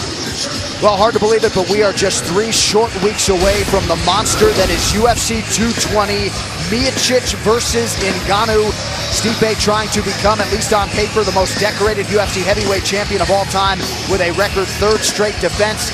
To do that, he'll have to come through as betting underdog against the #1 contender Francis Ngannou, plus Daniel Cormier putting his undisputed light heavyweight title on the line against Volkan Oezdemir. Boston versus New York, Calvin Kattar versus Shane Burgos. On and on it goes. We will make our first appearance on pay-per-view in 2018, January 20th, from the Bean, TD Garden. You can only see it on pay-per-view. All right, so the co-main coming up in a moment. To that end, we show you the lightweight rankings. Khabib Nurmagomedov 2, Edson Barboza 4.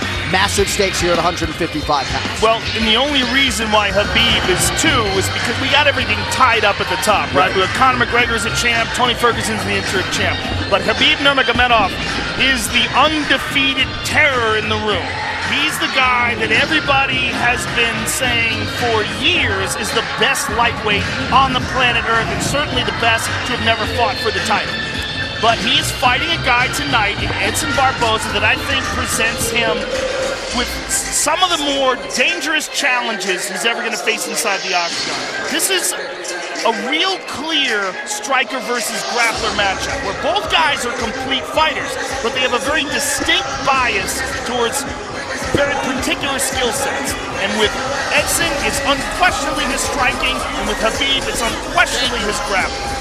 No doubt about it, Joe, and Edson Barboza is probably going to go down as one of the best strikers in UFC history, but tonight, much of the intrigue, of course, surrounds his opponent, one of the most dominant forces in the game, the returning Khabib Nurmagomedov. Khabib, the Eagle Nurmagomedov. He just goes by Khabib. He's like Madonna. Khabib is undefeated in his career and has looked absolutely spectacular in each one of his victories. Khabib is so dangerous because there's that no-quit attitude. 8 knockouts, 8 submissions, never lost a fight in his life, 24-0. The guy's an animal. I truly think he is the best lightweight in the world. When people talk about Khabib, they say you're looking at the best fighter in the world without a title. Yeah, I'm a man on the edge, don't wanna push me. The last time we saw Khabib Nurmagomedov was at UFC 205 in Madison Square Garden. In that fight, you saw a beatdown, a Dagestan beatdown. You know this, I deserve. He took Michael Johnson down by Dana White and looked over and said, I'm the best, give me a title fight. He's gonna break his arm. Hit is all over. What a display of dominance by Khabib Nurmagomedov. Khabib taking on Edson Barboza is a very interesting fight. Edson Barboza's on a roll. He's won 3 fights in a row. And the last fight against Beneil Dariush was nasty. You don't just get to fight Khabib Nurmagomedov. He earned this by knocking out Dariush in that fashion. I think In stand-up, Edson is more dangerous than Tony and Conor. His takedown defense is very good. He's best kicker in the UFC today. Barboza's last fight, he landed leg kicks that I think knocked out wisdom teeth out of my mouth. I want to take a chance and risk getting knocked out. Oh my God! Maybe the most spectacular knockout in UFC history. Every time I step in the octagon, I see a big war. If I win this next fight, I deserve the title shot. I look at him just one more opponent. If I go there, I give my best, I want to win this fight. I'm ready to be a lightweight champion of the world. My goal is breaking. This is my style. I beat Edson Barboza, I'm gonna fight with Tony Ferguson. And he knows this. If I have one chance to opportunity to finish the fight's over. I need to be ready for pain. I want to become UFC lightweight champ and I want to retire undisputed and undefeated lightweight champion.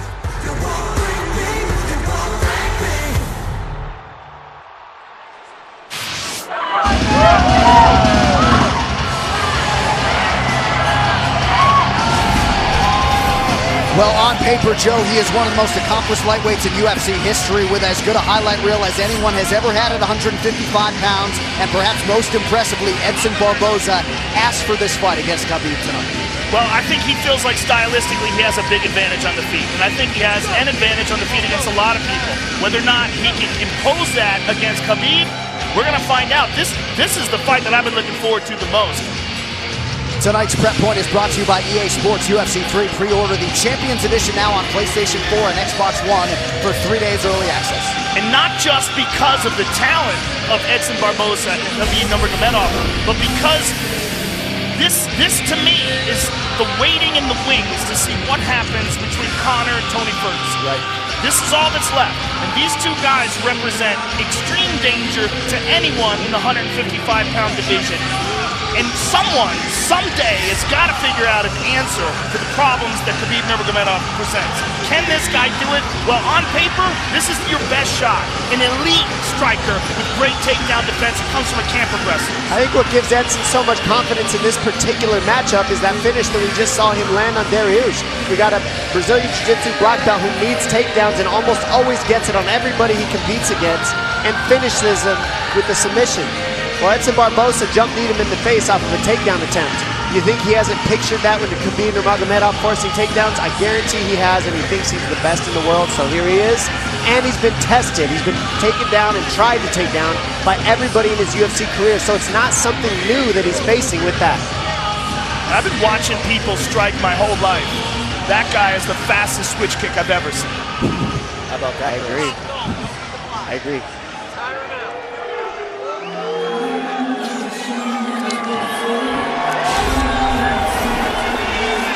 With the support of one of the biggest fan bases in the sport behind him, here is the undefeated 24-0 lightweight contender, Khabib Nurmagomedov. Every now and then, a fighter possesses skills and talent at such a high level that it's confusing while you watch them ragdoll people like Rafael Dos Anjos. Take a guy like Michael Johnson, who's a world-class fighter, and just completely impose his will and skill set on it. This guy can do really unbelievable things inside the octagon when he gets a hold of people. What makes Khabib so effective with his grappling is the fact that once he gets a hold of you, he really doesn't let go. He gets underneath your arms, he gets behind you, and he just grips a hold of you like a vice grip. And once he has his arms underneath yours and around your waist, you can't get him off because his arms don't release. He keeps picking you up, dropping you on your back, taking your back, holding onto your hips, hanging on you, hanging on your head, and until that tires you out, he doesn't let go. When he starts seeing you're getting a little bit tired, you're tired of him hanging on you, he starts seeing you slow down just a little, you'll see him let go of the vice grip and start beating you down from there after he's done hanging on you. It's extremely hard to deal with, and the reason is he doesn't loosen up, and he makes the perfect moves in the right positions in order to keep you there. It's just strategy and sharpness in the years and years of grappling of Khabib Nurmagomedov. And the skill set that comes from being a two-time world Sambo champion. And that's what... Sorry, Joe. No, it's okay. 21 takedowns landed against Abel Trujillo. By the way, outstanding college wrestler at William Penn University. He has fought 21 rounds in the UFC, never lost to one of them. And these Vegas odds are brought to you by AirAsia. Now everyone can fly. No surprise that Khabib enters the betting favorite as usual, -315. The comeback on Edson Barboza at +245. We'll see if Barboza can make it 5 straight underdogs to cash. But this is amazing what Nurmagomedov has been able to accomplish, and it is good to see him back on the greatest proven ground in the sport against a challenge that he wanted tonight in Edson Barboza. All right, Nurmagomedov, 29 years old. Edson Barboza will be 32 next month.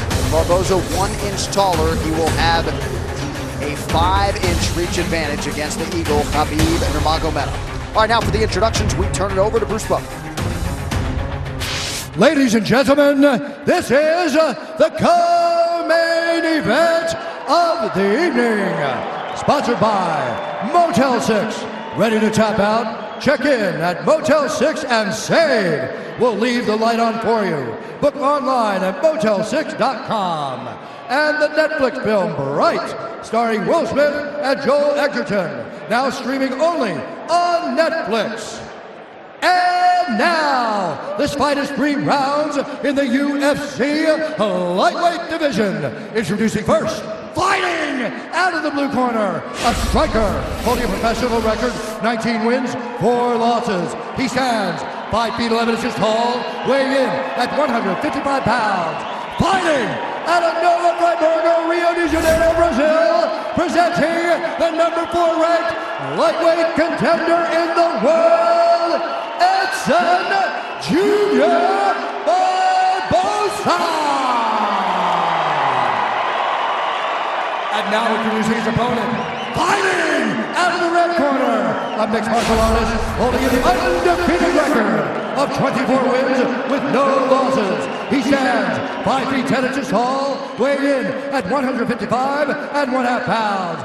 Fighting out of Dagestan, Russia, presenting the number 2 ranked lightweight contender in the world, Khabib the Eagle Nurmagomedov. And when the action begins, our referee in charge, Big John McCarthy. John McCarthy, our referee. Khabib Nurmagomedov becoming a father for the 2nd time earlier today. His wife giving birth to a baby boy, so we congratulate the entire Nurmagomedov clan. Also found it interesting that Khabib said not only did he want the highest level opponent possible tonight, but he said, Dom, to defend kicks, you have to understand kicking offense, and he feels like he has kicked exceptionally well during this training camp. Tonight's Fight Clock brought to you by AirAsia. Now everyone can fly. Khabib. Go ahead, Joe. I was just going to say Edson immediately with those inside leg kicks. Very smart, and I like the pressure of Khabib. I mean, you got to take away kicks with pressure, but then he's got to find him and head him off and not chase Barboza. That's key, too. Woo! Again, that inside leg kick by Barboza. Barboza's takedown defense around 87% coming in, but he certainly hasn't faced a wrestler grappler like this. Now see the pressure, Khabib, look for Edson to look for knees and uppercuts on the pressure. Can only move like this for so long backwards, being Barboza, before Khabib gets a hold of him in the over-under clinch. He's going to up top with that kick as well. Nice. Oh, Khabib catches him, and he's got a hold of him. And this is where he beats people with the underhook war. See how he's got the underhook on Barboza already. Let's see if he can keep him here and then get the takedown from it. Now he's got the body lock. He wants to get it underneath the right arm of Barboza and get that body lock cinched. There it is. That's what he's looking for there. And he missed it. Barboza saw it. Nice. And Khabib right back on him. Uppercut by Barboza. Ooh, that kick to the body again. That switch kick is insane. Khabib knows he can pressure pass it, though. You pressure pass kicks. That's the best way to do it. If you stand back when he hits you, then it works. Oh, my goodness. Beautiful pressure. And just forcing things by Khabib because he knows that's his best chance for not getting kicked.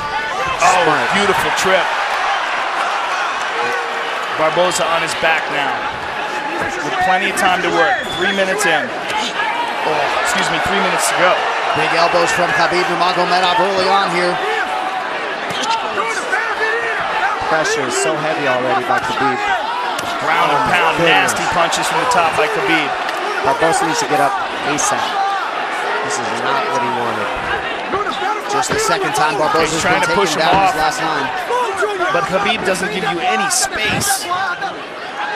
It's just another level of pressure from the top. Notice he's not on his knees either. He's always on his feet when he's on the top position. A lot of guys are on their knees here holding on, and he's just up, higher, and downward punching. Oh, big shots by Khabib. Barboza's absorbed some big punches. Watch it. You never see Khabib let the guy on bottom straighten his legs out. They're always bent down into his chest, and then he's on his feet just raining punches down from higher ground. I mean, it's just great technique with top pressure and super good balance. He's moving into side control here. He's got it. Don't grab it. Ooh! Oh, man. Big punch, looking to pass. Go to mount here. And there's mount. Now he's mounted. I like how he crossed his legs over the mount. And I like how he went at the knees, above the knees. Now Barboza has to get his knees out in order to escape. He'll cinch those knees back down again. Barboza's already swelling up on one of his eyes. Full mount. That's it. He's just looking to beat him. I mean, he had an arm triangle there, didn't even take it. Barboza just already overwhelmed. You see the look in his face. He's just getting swarmed. Oh! Oh! Oh! Barboza's in big, big trouble. Not looking too good. Oh, he's getting mauled. Still plenty of time to go here in round 1. Bottom leg control by Khabib. You see how he hooks that bottom leg and now twists him so that it's no longer that bottom leg. Cinches the knees. Perfect technique, perfect tightness. The look in Barboza's face says it all. He's just overwhelmed here. He's giving up his back. Fighting at a quick stand. Spinning. Turning towards him. Oh. Barboza defending right in front of his corner. Under 40 seconds to go in the round.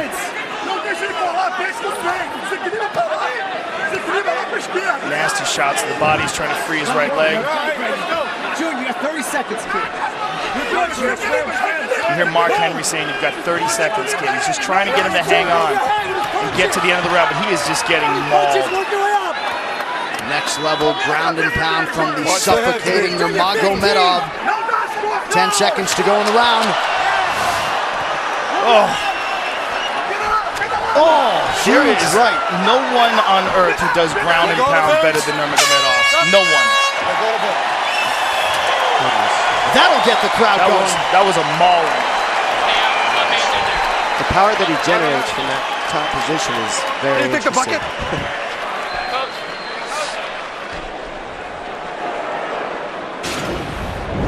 You see here, Barboza landing huge kicks, body and legs. Khabib says, I know you're going to do that. And he's just absorbing them and just got closer and closer until he finally got the takedown. But this ground and pound is just next level stuff. The amount of power that he's able to generate and just the constant pressure. Keep it in the middle no matter what. Keep punching your way to the middle. Don't get near that black warning trap. I need you nowhere near that black warning trap. Júnior, não empurra, joelho no peito, pra você poder defender a guarda. Bota o joelho entre você e ele. Come on, let's hit him with the knee, let's go. Well, if you feel like you've never seen anything like it, you are not alone. There is Khabib Nurmagomedov and Mark Henry, of course, referencing that outer black warning track. We'll see if Barboza can heed that command and try to keep this fight in the center of the octagon and away from the fence. Barboza, easier said than done. Sorry, John. Barboza looks severely compromised. He needed help to his feet. I mean, in my opinion, he looks done. How about Barboza went to touch hands and Khabib said, nah, we're good. Yeah. That's just a mentality, and that's a difference. That's what wears on you too, is his demeanor in there. Non-stop abuse. Doesn't ever want to be your friend or be nice to you. Ever. Not hugging afterwards, doesn't care.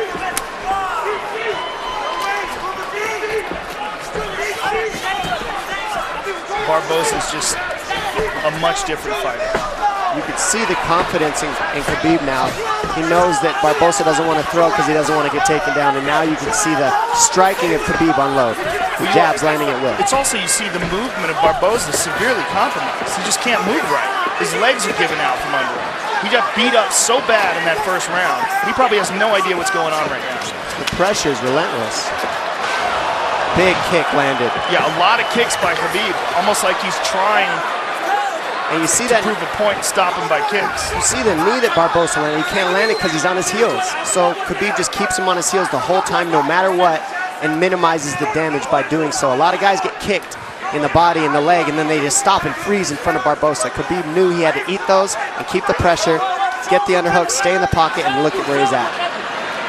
And the output and the pace is just absurd. That's why a lot of people want to see Nurmagomedov in a 5-round championship fight in the UFC. These are big left hands. Well, it's very unfortunate we didn't get a chance to see him go against Tony Ferguson, but the good thing that came out of that is he got a nutritionist, changed his diet around, and easily made weight, and now looks like a world beater. Tyler Minton, the melee way, the nutritionist for Khabib Nurmagomedov.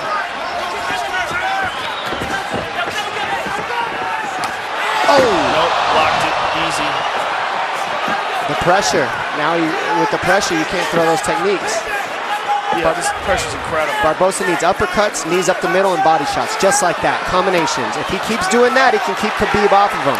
But if he does not do that, which he doesn't have energy for, not one shot at a time. He's got to throw combinations, being Barbosa on his heels. Barbosa's still in it to win it, though. I mean, he's trying. He's just getting mauled. He's seeing the uppercuts, he just can't do it. Too tired. Go grab it. I mean, this fight's been 7 minutes long. Sorry, 8. Barbosa's almost out here. He's got to keep driving. He just doesn't have it in him. Look at his face. He's just so overwhelmed. Let go. And this could be the beginning of the end. Khabib's going to pull his arm out, flatten him out, and then the smashing will begin.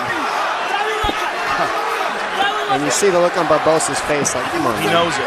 Yeah, he knows where it's going. He just doesn't have enough left in the tank to fight this guy off. Khabib is going to move to full mount. And Big John McCarthy, who's one of the best in the business, if not the best ever, is going to take a very close look here. Because this is where it's going to get ugly. Oh, you can hear him exploding out of the position, not using the right techniques, which uses more energy by Barbosa. He's flat on his back. Well, he's in desperation mode. Yeah. Nurmagomedov continues to stay busy here and apply pressure. Just over a minute to go in round 2. Look at Barbosa's face. Who has been able to impose themselves like this on world-class fighters on the ground? Never. I'm having a hard time with all my years of watching fights thinking about a guy who's been able to do it, but not like this. No, not with ground and pound. And not that consistent with the takedowns against world-class fighters. Kane in his prime maybe could do this to some heavyweights. Maybe Kane in his prime. Both guys come from the same camp. There you go. But Barbosa came in just on an absolute roll over the last 2 years since he fought Tony Ferguson, and watch your spot. Just has very little for Khabib here through nearly 2 full rounds. And you know, all the injuries of Khabib are attributed to his work ethic. You can't keep this type of pace and do what he does without working harder than everybody in the world at this one thing, and it's so taxing on your body to fight the way Khabib does. And that's why he's had the injuries he's had, but that's also why he's undefeated and always in top form when he actually shows up to compete. He's always right on point. Go grab it. And now that he has seemingly mastered the nutrition/weight cut end of things, this guy has taken it to a whole nother level here tonight against Barbosa. If you were in Edson Barbosa's corner, would you consider stopping this fight in between rounds? I would. Fair question. That's an outfield, baby. I would. Because I just there's not a lot that's gonna. The amount of punishment he's taken has just been overwhelming. And I don't say that about a lot of guys either. We're all very tough. We're all in here to pretty much lay our lives out, but he's not doing a whole lot to show he has a chance to win this right now. You're coming so close. Stay at that body. But look at me. I need you to pivot on the last punch. You're staying on the last punch. Pivot on the last punch. Step off on the last punch. You understand what I'm saying? Junior, step off on these head, body, head. Step off to an angle. You understand? Go 2 step, come back. 1 step, come back. Júnior, dá pra você ganhar essa luta. Ele You tá can still cansando win this também. fight. He's also Começa no tired. corpo e termina Come na on. cabeça. Keep Você on. acertou ele bem nesse round. More of it. Relax. I think it's fantastic. Tell Dana you love him. Go ahead.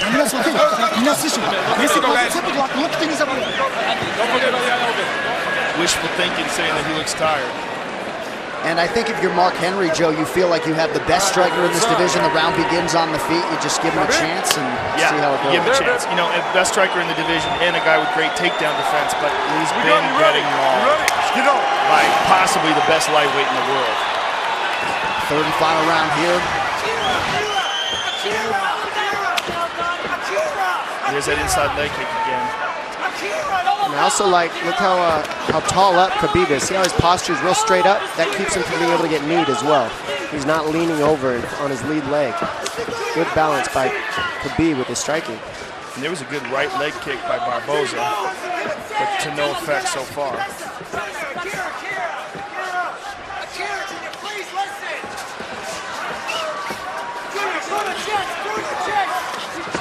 Oh! Nice stand-up work there by Nurmagomedov. Yeah, Barboza just can't keep him off. And you wonder if one more takedown here could do it.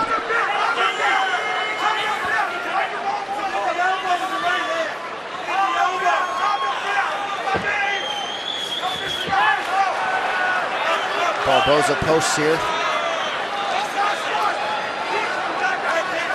There's a vice grip around the body underneath the arms of Barboza by Khabib, and this is where he just doesn't let go. And you wonder if Barboza's inner monologue is, I knew this guy was good, but god damn. Yeah, I think you don't know until he gets a hold of you. And that's what seems to be the look on everyone's face after the first round with this guy.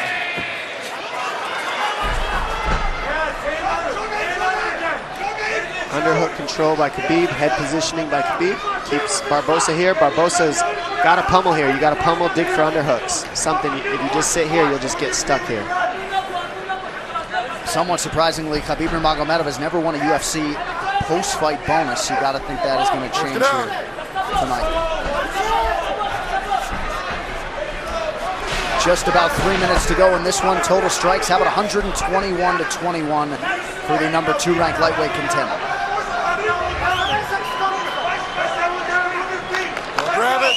The pressure he keeps here without relinquishing it is just tough to do. And it takes a lot of energy to do what Khabib's doing. It doesn't look like it, but it does. It takes a lot of energy to hold somebody here like this. Because Barboza can off-balance as well, and he just can't get it going. You got to give Barboza credit, being this exhausted and being able to stuff the takedown here in the third after all the punishment he's endured. And he's still smiling before every round, to be honest. I mean, trying to stay in it. He's in this fight. He's not quitting.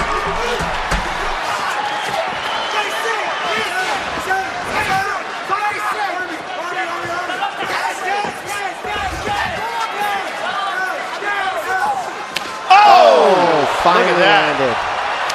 And that landed. It did land in a right hand. Oh, throws it my again. goodness. Ducks on. Oh, look right at that. back to the pressure. He went for a takedown. It's like he gave it a shot. Yeah. He just needed a little space. That's all he needed. Khabib said no thank you.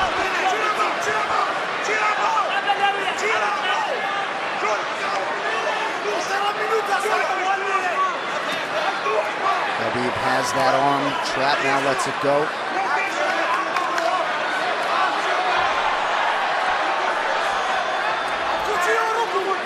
What a warrior Edson Barboza is. Yeah. Learned some valuable lessons, I think, in that Tony Ferguson fight a couple years ago.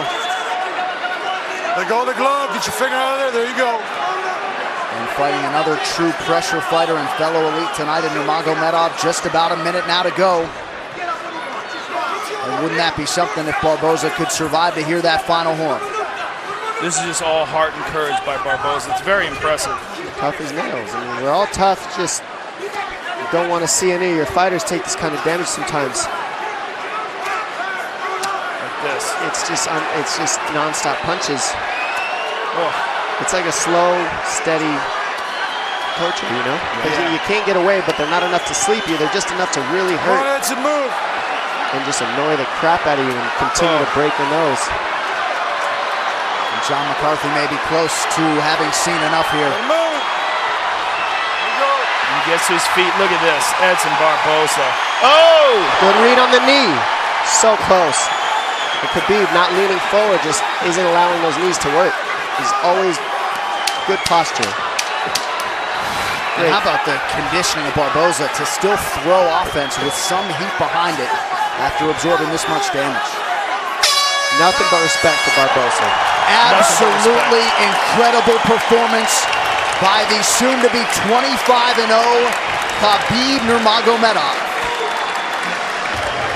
An equally impressive heart display by Edson Barboza. Talk about a guy who never quit, kept just whatever he had in his body, he emptied out. He's just overwhelmed by a better fighter. Fight Replay is brought to you by Budweiser. This Bud's for you. As we see here, inside trip, Khabib's go-to takedown on the fence, switches to a single here. It goes back to the double, switches back to the single. Just non-stop transitions. The ground and pound, though, was everything for Khabib. The way he stays on top, the way he lassos those knees so you can't get away, and then just relinquishes so much punishment on you, just puts so much down pressure on you and damage that it just takes the air right out of your sails. It's going to be very difficult to beat this guy. All right, this fight summary brought to you by AirAsia. Now everyone can fly. Distance strikes. Slight advantage for Nurmagomedov, dominated in the clinch and on the ground. Control time, all there for one of the most devastating dominant forces this octagon has ever seen. Khabib Nurmagomedov, 9th UFC appearance tonight, came in 8-0 and did nothing to dispel the notion that he is one of, if not the best 155-pound fighter on the planet. Well, let's put it realistic. I mean, of 100 and probably almost 200 landed strikes, almost all of them were significant. Yeah. They're all significant strikes because it's ground and pound, so it's not just picking and choosing what lands heavy. They all are. All right, the official decision brought to you by Metro PCS, who brings you closer than ever to the UFC on a fast nationwide 4G LTE network. Here's Bruce Buffer. Ladies and gentlemen, after 3 rounds, we go to the judges' scorecards for a decision. The judges score the contest 30-25, 30-25, and 30-24 for the winner by unanimous decision, Khabib the Eagle Nurmagomedov.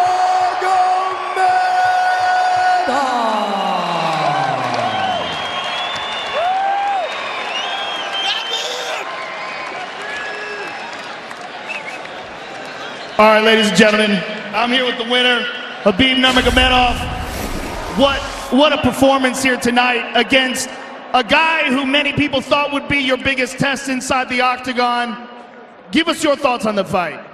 First of all, I want to say thank you for God. God is number one. Other things is nothing. Alhamdulillah, alhamdulillah. Today I was like my son is born. I say congratulations. Thank you so much. I hope you guys understand my English. And thank you so much.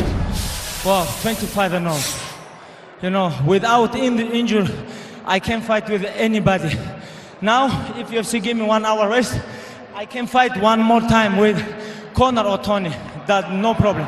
I can. I feel great. This guy is one of the, you know, like he's the best, one of the best striker in UFC today. I fight with him 15 minutes, but to be honest, I can finish him. But I want to feel all 15 minutes because my last fight was like 1 year ago. That's why. Thank you so much, all team. Edson, for everybody, all his team. Thank you.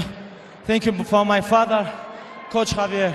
He's the best. He's the best. He's like my big brother. He's like father for me here. Thank you so much. Come here, Coach. I love this guy. He's real Mexican gangster. Thank you so much.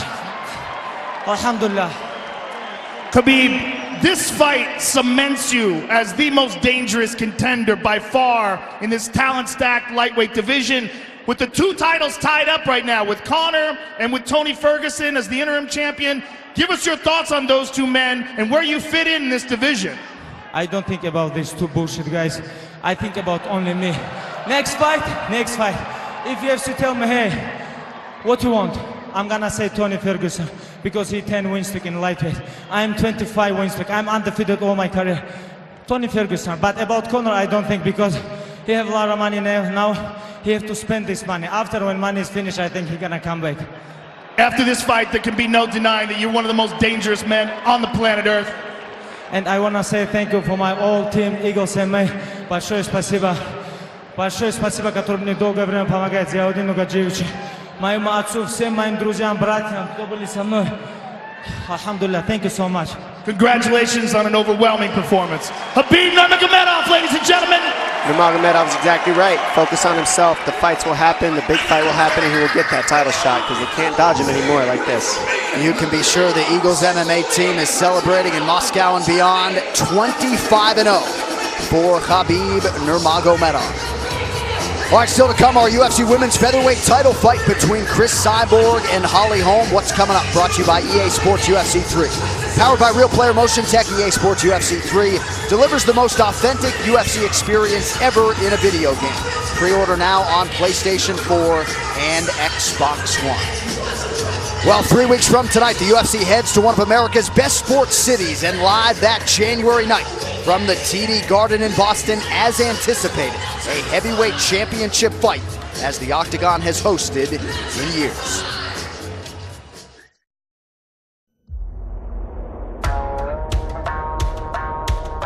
The baddest man on the planet.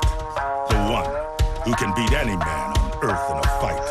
That is one intimidating man. The UFC World Heavyweight Champion Stipe Miocic earned the baddest man moniker by annihilating opponents with ruthless efficiency. I'm too many years in the zone, too many years to have built what I own, and many dumb fools try to take what I've grown.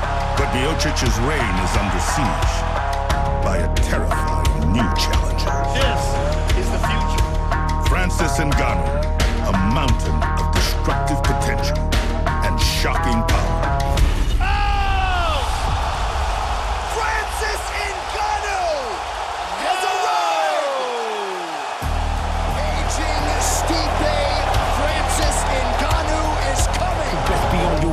The tidal wave breaks, cause you don't wanna come and meet the reaper that awaits. Who is the baddest man on the planet? On January 20th, the answer to such an enduring question could change in an instant. We in the title fight, blow for a blow, and you can take the scene while I take over the show.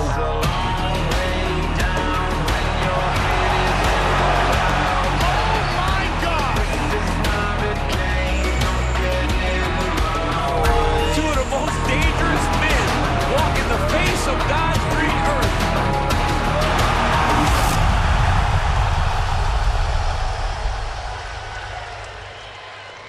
In my opinion, that's the most compelling heavyweight matchup of all time.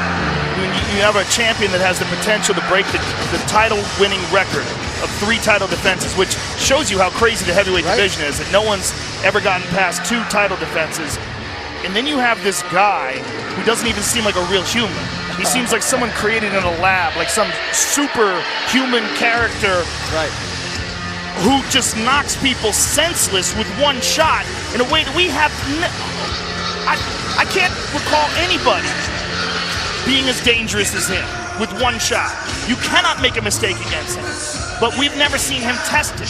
We've never seen him in any real adversity. And the question is, can Stipe do that to him? And I can't wait to find out. And you've been in this seat for all of these fights, so that's some high praise from you. How about Carl Weathers, Apollo Creed with the VO? Outstanding feature from our entire production crew there. All right, now as we get ready for Miocic and Ngannou, I want to show you the heavyweight rankings brought to you by EA Sports UFC 3. Powered by Real Player Motion Tech, EA Sports UFC 3 delivers the most authentic UFC experience ever in a video game. Pre-order now on PlayStation 4 and Xbox One. And Dom, didn't take Ngannou long to become the heavyweight division's #1 contender. Well, Ngannou's just knocking everybody out before they can even grab a hold of him and try to wrestle him. Can Stipe wrestle him, mix in the strikes, get him to the mat, try to put him on his butt so he can't knock Stipe out? That's really what it comes down to. We haven't seen it yet. Can the champ do it? All right, so January 20th, not all that long after his big knockout of Alistair Overeem, Francis Ngannou gets his crack at Stipe Miocic's UFC heavyweight title. Before you watch the women's featherweight title fight between Chris Cyborg and Holly Holm, enjoy this exclusive look at the new Netflix film, Bright, starring Will Smith and Joel Edgerton, now streaming only on Netflix. If this falls into the wrong hands, the whole world is in danger. That's not good. I think we should spend our time just trying to survive. Copy that. Get back, homeboy. How can you make a shootout awkward? Bright, now playing whenever you want. Right now? Really? Wherever you are. That's what we do. And now live from the T-Mobile Arena in Las Vegas, Nevada, it is time for the main event for UFC 219, Cyborg versus Holm. So the UFC featherweight title is on the line, but when Chris Cyborg defends here against Holly Holm tonight, the winner may also walk away with the unofficial title of greatest women's MMA fighter of all time.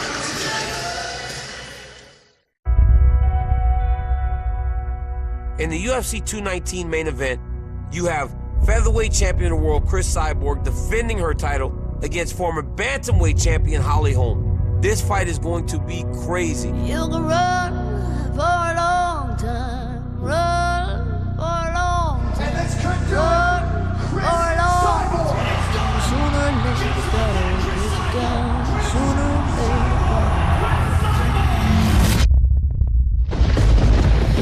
Let me tell you, the God's gonna cut you down.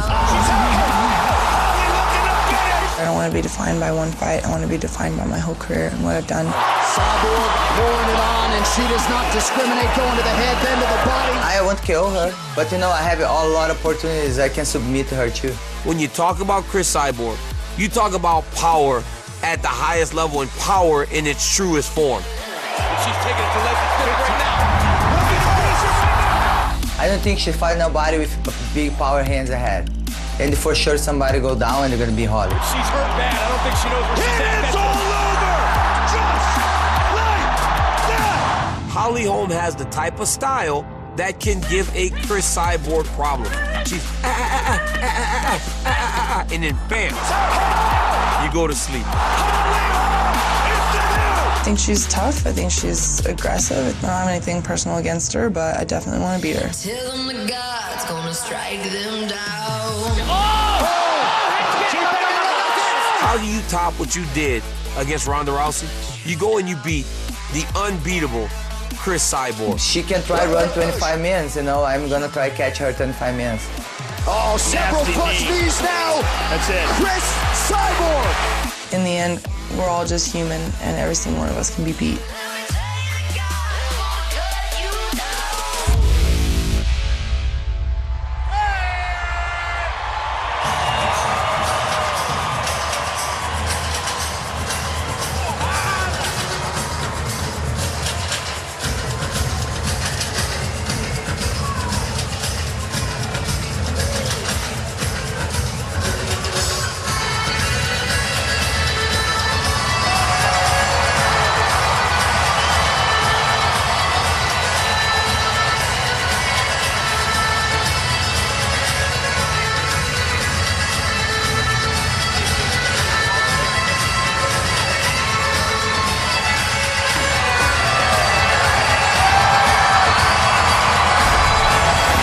So here's an emotional Holly Holm making the walk here tonight. Proud rep of Jackson Wink MMA, Albuquerque, New Mexico, and a 2017 International Women's Boxing Hall of Famer. Here is the former UFC Women's Bantamweight champ, Holly Holm. Tonight's Prep Point brought to you by EA Sports UFC 3. Pre-order the Champions Edition now on PlayStation 4 and Xbox One for 3 days early access. John, I think you said it right. A very emotional Holly Holm, and I think that the significance of this moment weighs heavy on her right now. She knows she is about to face the most dangerous woman in MMA ever. Right. I mean, when you look at Holly Holm, it honestly just puts into perspective the feeling that we all get. You just see it a little different in Holly. I have that feeling. Every single person, for the most part, feels those anxieties, that nerves. She just wears it a little different.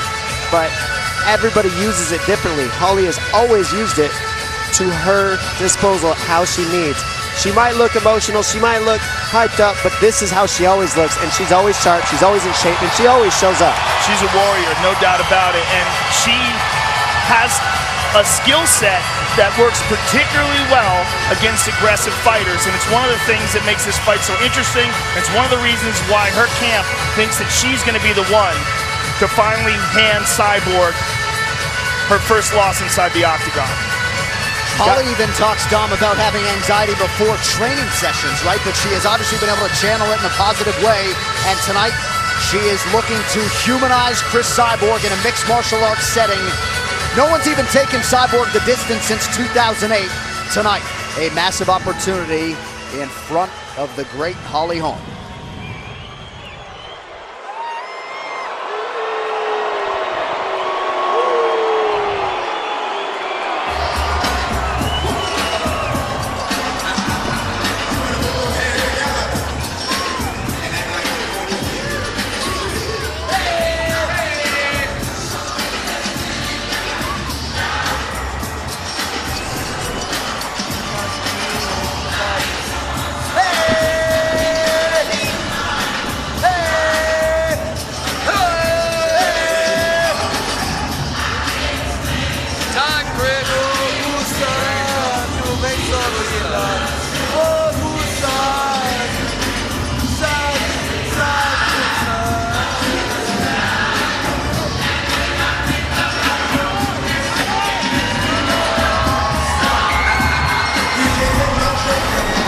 So here she is, ladies and gentlemen, the undisputed UFC featherweight champion Chris Cyborg making the first defense of her title here tonight. And could she possibly look more cool and collected as she makes this one? No, she looks like the favorite. I mean, she looks like a woman who they created this weight class for. I mean, you got to realize the 145-pound weight class did not exist, and the big cry to start a 145-pound weight class was Chris Cyborg. 100%, no doubt about it. She is the one, and her title-winning fight against Tanya Evinger was incredibly impressive. Her opportunity to defend the title tonight will be against the biggest name she's ever faced in her MMA career. Cyborg always brings in the biggest tools that she brings to this fight to make a difference against somebody like Holly, in my opinion, is the way that she deals with those side kicks, the teep kicks, and the leg kicks. Those are going to be key for her because that's the one thing that's kept the distance in the range and allowed Holly to move all over the place with the range. Cyborg has a habit of just knocking those kicks down and throwing hooks right through them. She actually answers that teep kick to the body instead of just eating it and stepping back.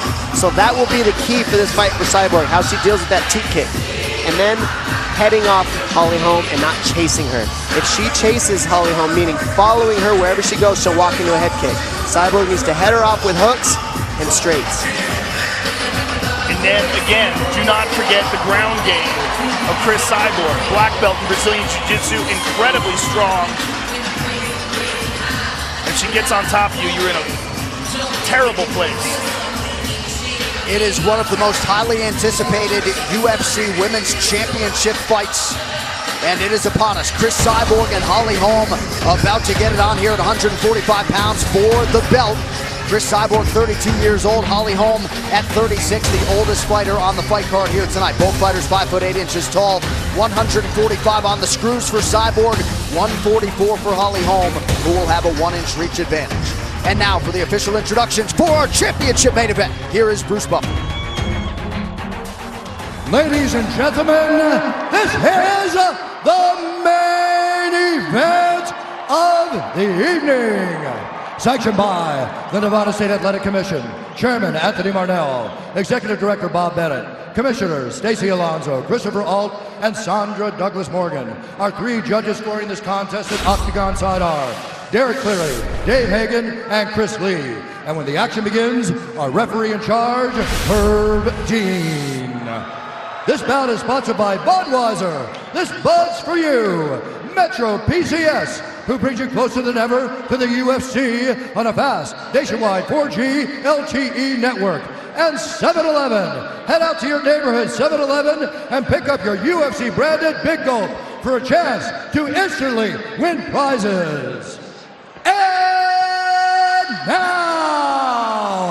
for those in attendance and UFC fans watching around the world. This is the moment you've all been waiting for. Live from T-Mobile Arena in Las Vegas, it's time! 5 rounds for the undisputed UFC Featherweight Championship of the world.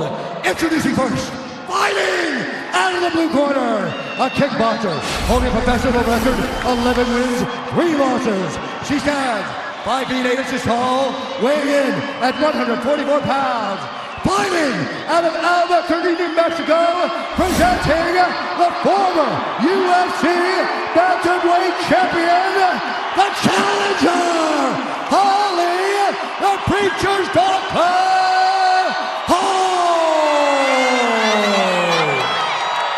And now introducing the champion, fighting out of the red corner, a mixed martial artist holding a professional record, 18 wins, 1 loss, 1 no contest. She stands 5 feet 8 inches tall, weighing in at 145 pounds. Fighting out of Huntington Beach, California, by way of Curitiba, Brazil, presenting the former Strikeforce World Champion and the reigning, defending, undisputed UFC Featherweight Champion of the World, Chris Cyborg!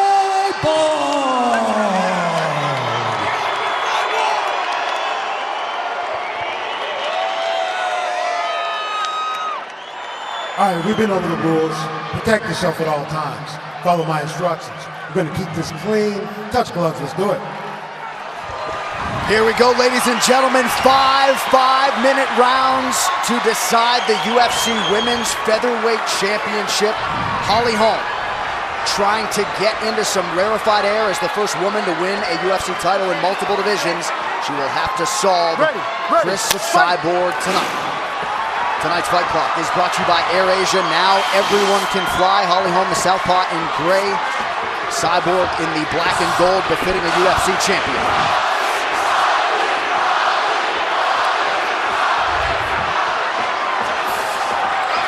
Counter right hook by Holly. She's stepping outside the lead leg of Cyborg and coming around the straight jab with the right hook.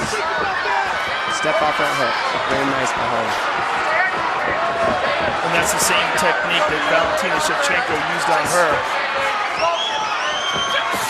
Oh. And there it is again. It's a shift. Nice double underhooks. Yes. Holly showing some strength and grappling ability here. Presses Cyborg up against the cage, but she's not trying to take her down. This is interesting. Cyborg's just kind of hanging out there.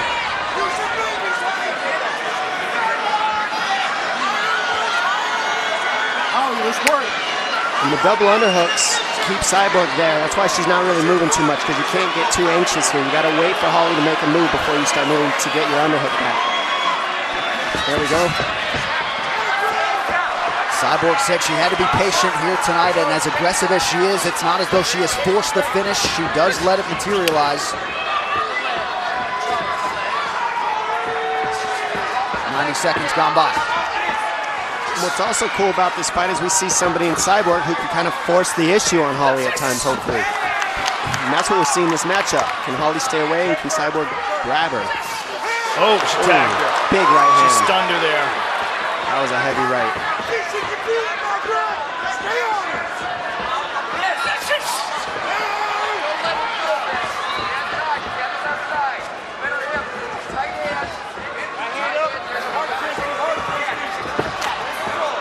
Cyborg has really honed her skills over the last several years under Jason Perillo in Southern California.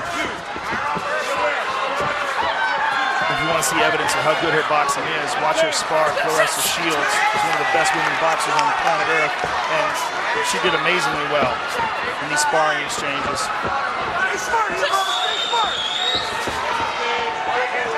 I like how Cyborg's heading her off. She's not chasing her. See how she's beating the lead leg. Whichever way Holly circles, Cyborg gets ahead of it, stays in the center of the octagon. That's going to force the issue for Holly.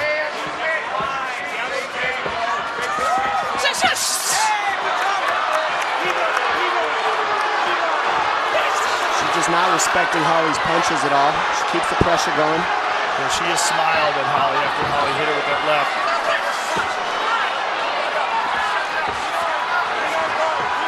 2 minutes here to go, round one. Holm continues to circle. I like to see Holly end that combination with a kick. Yes. And Cyborg attacks the legs. Oof, smart. Kick the legs and then go back up top to the head by Cyborg. Very smart plan. Just keep kicking those legs. That'll help keep Holly stationary.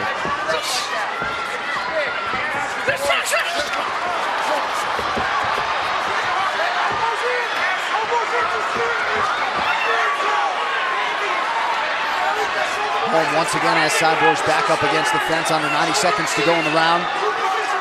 So what I liked about this by Holm is instead of just continuing to back up, she goes to the clinch, and that stops the pressure of Cyborg so that she can get her air back a little bit.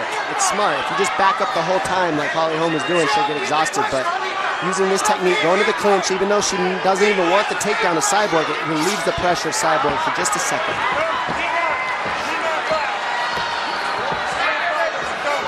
What we haven't seen so far from Holly is those oblique kicks and the front leg side kick, which she uses a lot to create distance. I think she's trying to keep the takedown from being an issue. She's looking for the left straight more than anything right now. Cyborg's just timing Holly's punches and looking for that big counter right hand. She's landed it a couple of times now. The difference in power is quite evident. Holly Holm proven to be pretty strong, though, in these clinch situations early. 30 seconds to go in the round. Yeah, the power in the punches is the big difference. When Cyborg is landing, they're rocking Holly. Cyborg was extended to a 4th round by Marloes Kunin back in 2013. But she has finished her last 12 opponents.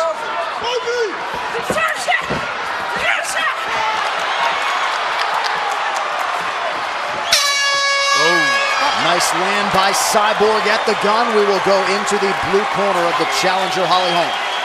Rolling is on. Very good breath. Your teeth. Kind of like your teeth. You see her coming. Check 8 sitting all day long. The only time you get hit, you go 9 and step back a little bit. We chin it. Go in. 9 mantis. Got it? I want 9 mantis when you're going. Otherwise, keep doing what you're doing. It looks good. Looks good. Hard ass, head pressure inside.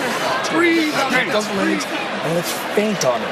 Okay, she's moving so much, and you're just loading up that one shot at a time. You know what I mean? You gotta put some more stuff together. Jab at her, leg kick her. Okay. Go to her body with your leg kicks too. All right, you gotta keep mixing it up. Low, high. All right. And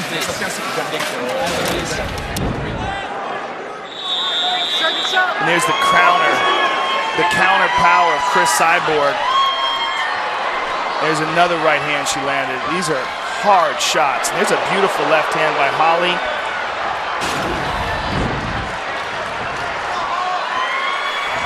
The UFC Hall of Famer Tito Ortiz along with Jason Perillo in the corner of Chris Cyborg. Here is round 2 of a possible 5. Some serious swelling on the bridge of Holm's nose, courtesy of one of those or several of those Cyborg right hands. Cyborg's nose just started bleeding. That good left straight that we saw Holly land on Rousey is the same one she's using right now against Cyborg. And that's the only thing that's really landing. They're pretty heavy. She's got to be careful that she doesn't stay stationary in those exchanges, because Cyborg knows exactly where her head is.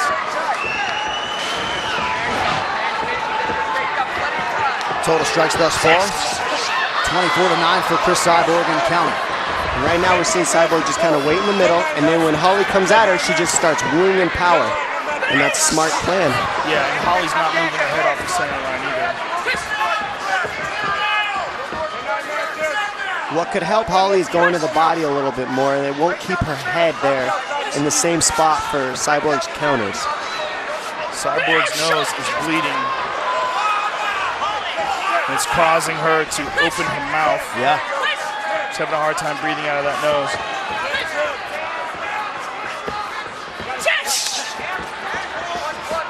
Cyborg gets a bloody nose in Emma. It's newsworthy. Yeah, it really is.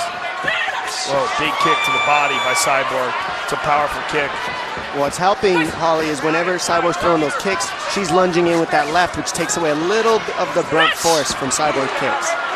She's timing, stepping in just at the right time so that the knee hits her instead of the end of the kick. And there's that side kick of Holly that we talked about. And there's the high kick. Crowd getting behind Holly Holm as she tries to slay the dragon tonight. And left landed again by Holly. That's her best punch. And you see her circling Cyborg into it.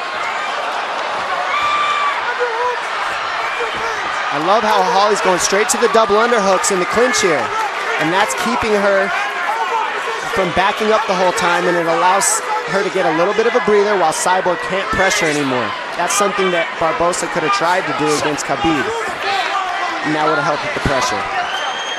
Then again, Khabib can wrestle. Yeah, so it's a little different, but you get my point. There are answers to pressure, and that's what Holly's doing well. Well, you knew Greg Jackson and Mike Winklejohn would come correct with a strategy here tonight, and Holly Holm executing pretty well, all things considered.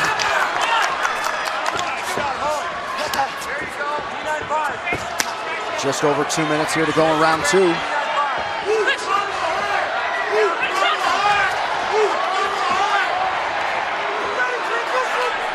Cyborg is looking a little frustrated. Whoa, nice right on the break by Holly.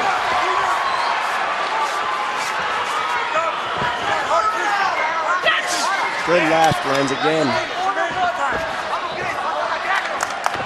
And the movement, the footwork, the lateral movement is really causing problems for Cyborg right now, because right when Cyborg starts to catch her, you see Holly grab her. And that stops the combinations from flowing for Cyborg, which gives Holly a good chance. And it shows you how strong Holly is when she's able to throw Cyborg around inside these clinches. She's doing a great job. The key is the underhook. I mean, right now you're seeing that she's controlling underhooks. And if you control the underhook, it doesn't matter how strong you are, it's technical ability there.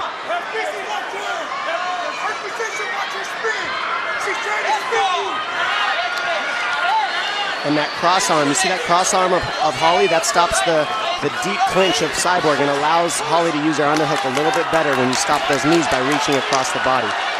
Good game plan by Holly here.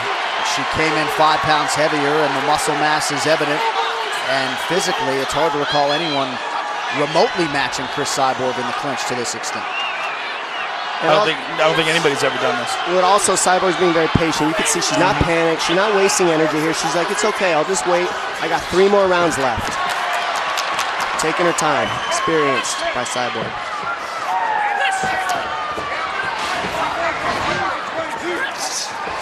And now we're seeing Holly circle towards the power hand because she's trying to pull Cyborg into her left. But now she's walking into Cyborg's right head kick. Another good kick to the body by Cyborg.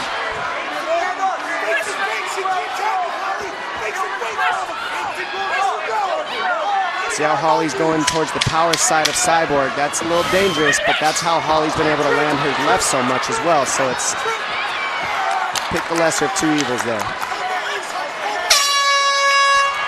Great fight so far by these ladies. It's very interesting. It is. Tacticians. Breathe, sit down. How you feel? Oh, listen. You're making these, breathe. Take a little water, breathe, relax. You want your mouthpiece out? Listen, you're making these rounds a little close now, okay? You can tell they're a little close. Let's just stop looping so high.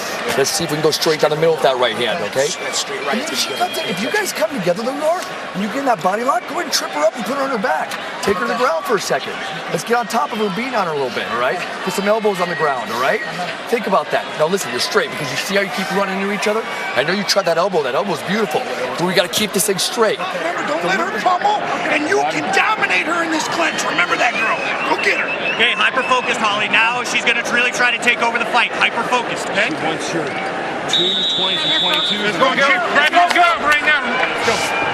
What a pleasure to watch those 2 power corners work. Dom, your thoughts on Jason Perillo's message to Chris Cyborg? I thought he's got the right idea, but the one thing he didn't answer is, you got to deal with the underhooks of Holly Holm. You can't trip her if she's got double underhooks on you. It's not there. So really, the problem is the underhooks to Holly Holm, which is Mendez's game plan. Javier Mendez said, get those underhooks. Holly has some significant swelling on her left eye. And that could be A real problem.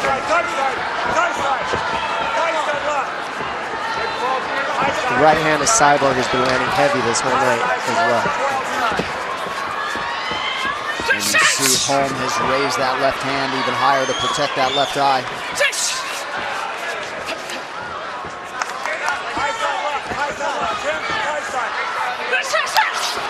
There, now Cyborg got the underhooks, and now she's in control where she wants to be. Holly goes straight for the pummel. And the way that she's crossing those hands in front of Cyborg's knees like that, it keeps Cyborg from being able to use her underhooks, and that allows Holly to get away. That was a nice knee to the body by Cyborg on the break.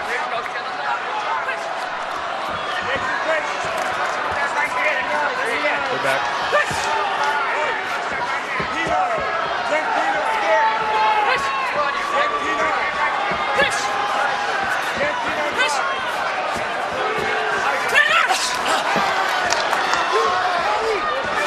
Holm with her patented tennis player sound effects as she advances. I think that's karate. Yeah, karate.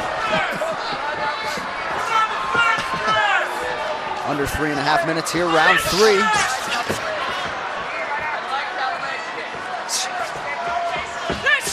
Cyborg appears more stationary now.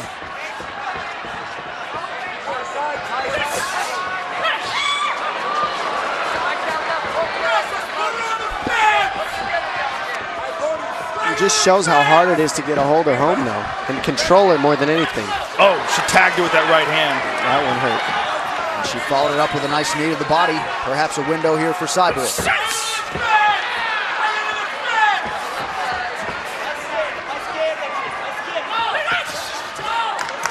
Counter hook again by Holm.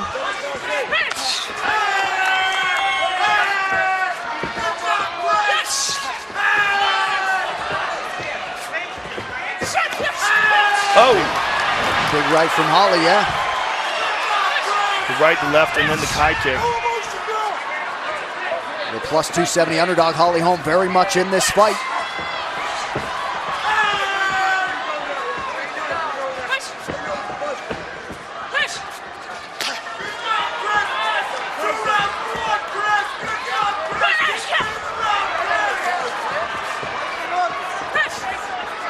Holm feints. Oh, nice knee to the body. Good timing with that knee as well by Cyborg.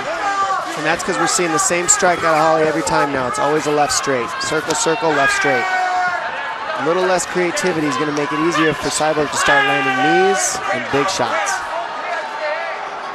Bigger shots, I should say. Holly's wearing the damage on her face a little bit more than Cyborg right now, just from the power.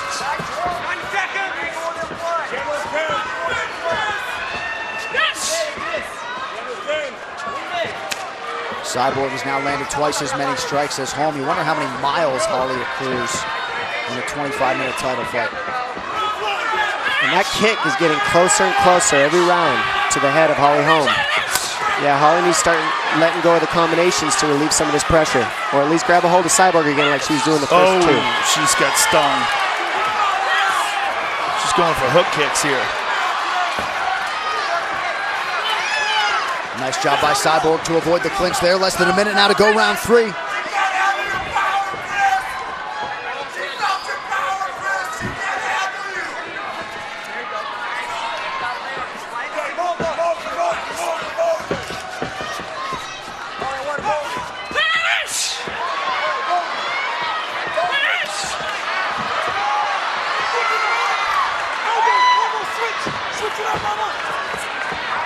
Nice job by Holm to not let herself be controlled there.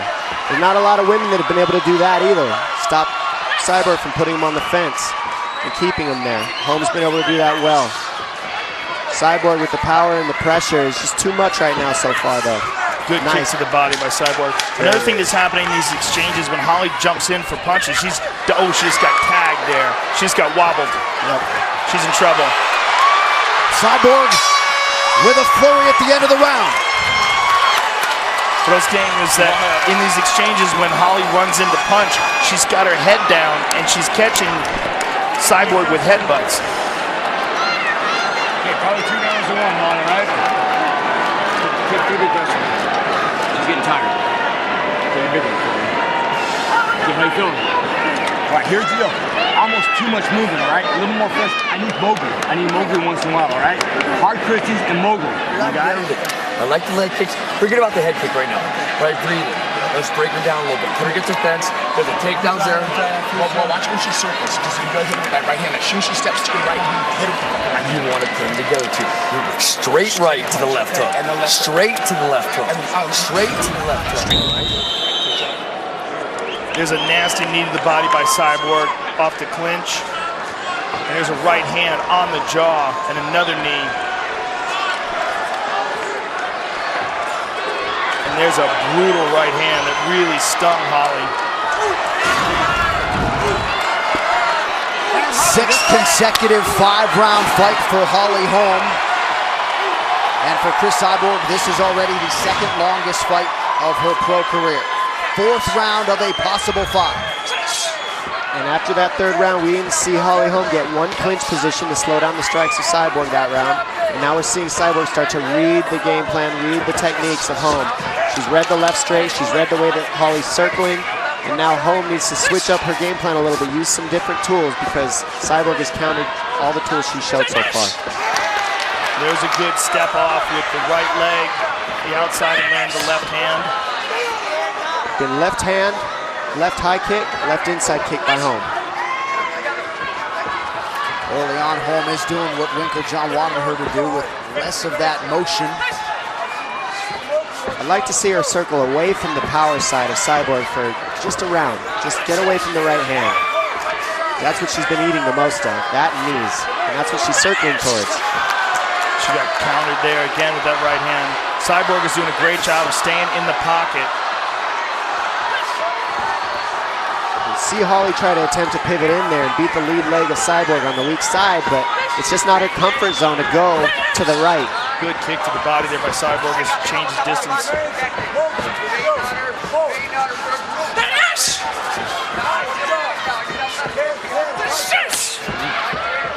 They've managed the swelling on that left eye of Holly Holm pretty well. Oh.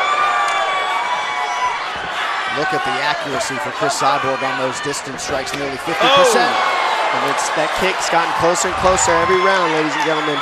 That's the one that she's looking for to finish this fight. Softening up Holly, circling her towards the power.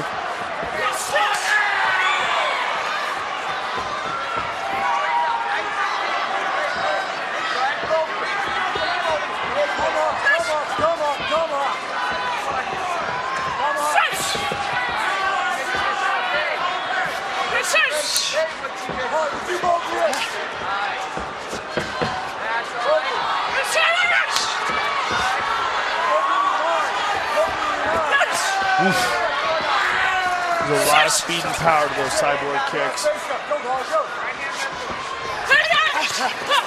Nice stick and move there by Cris. 2.5 to go here, round 4. Nice inside kick by Cyborg. Holly trying to go up top. The Cyborg's seeing everything though. She's blocked all these big shots other than the left hand of Holm. That one almost necked her. And on. Let's loop it. Let's straighten it out. Straighten that right hand. Give me that hook behind it. She's nice. That's when it mixes it up. Inside. Stay focused. Walk her back. Fade out her jabbing. Fade. Fade. Make her go back. All the way back to the fence. Go a little lower with that kick.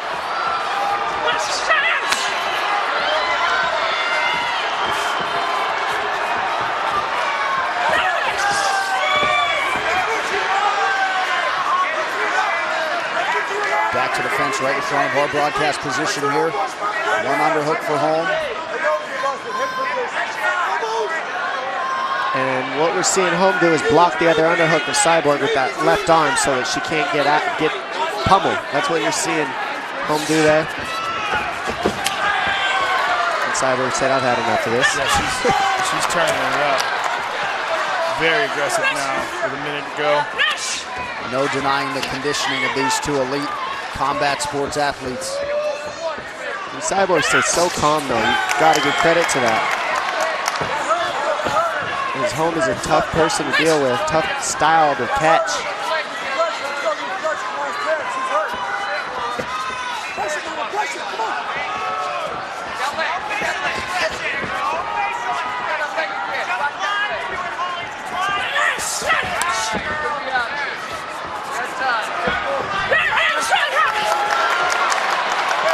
Now we're seeing Cyborg wait for the left, slip it, and counter with her own hook. Oh, good jab. Nasty jab.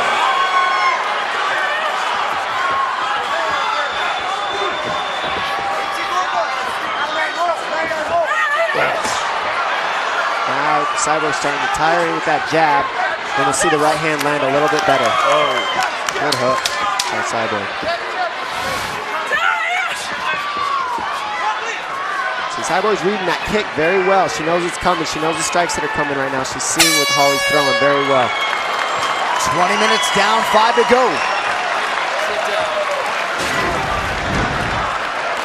Big right hand by Cyborg. The left hook landed by Holly, but the right hand was just a little heavier.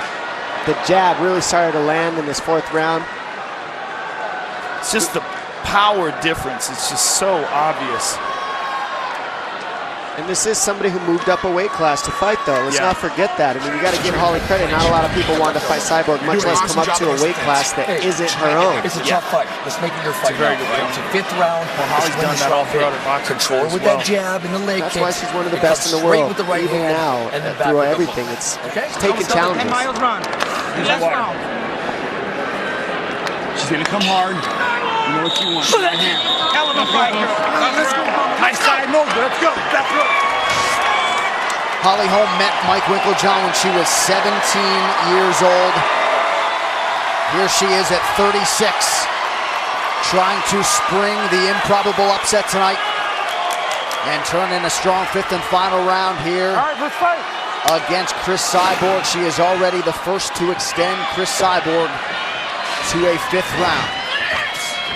Good kick to the body there by Holly.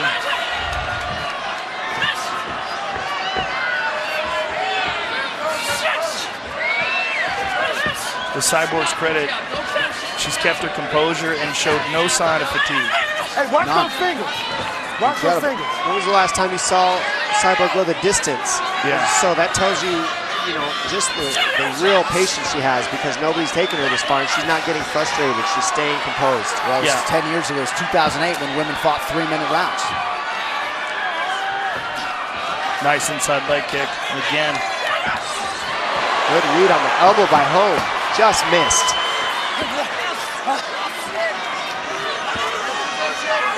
And now Cyborg's ready to use all what's left in her gas tank to just try to get that finish. You see everything going into these clinches and everything now by Cyborg.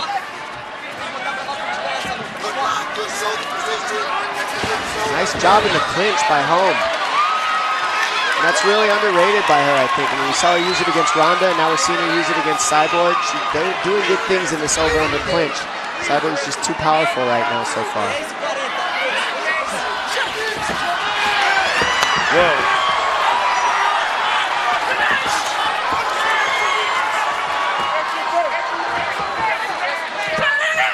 See Cris throwing with just a little bit more power this round, right? Beautiful kick to the body there by Cyborg. Oh, that one hurt. That was a nice read. She's kicking the leg that's sitting on the floor as Holm uses the other one. I mean, that's just very strategic at a high level. That left kick just doesn't have any pop on it anymore. It's coming too slow. And Cyborg's clearly getting out of the way of it. Oof. She landed that left hand. Oh, beautiful kick to the body by Cyborg. Holly's in tremendous shape, as always. Just, oof. Another right hand gets through for Cris Cyborg. It looks like she could go 10-5 tonight if necessary. Need somebody just a little heavier, a little bit bigger, I think, to deal with the power of Cyborg. We have now crossed the midpoint of this 5th and final round.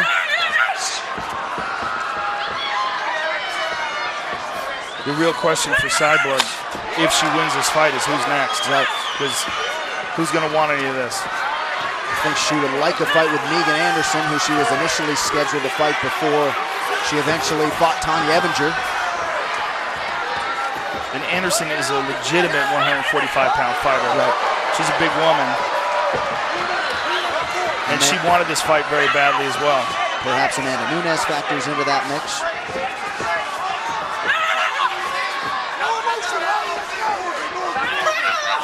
Good jab again by Cyborg.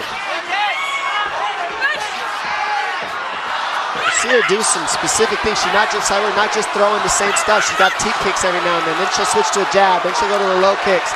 Little things like that are making it a lot better fight for her against Holly, who's hard to catch.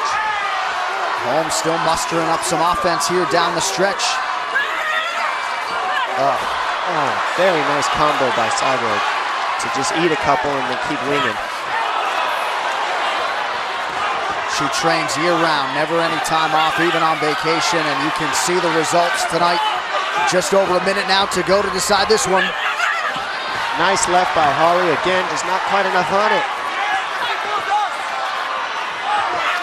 Whoa. That Cyborg right hand is a thing of beauty.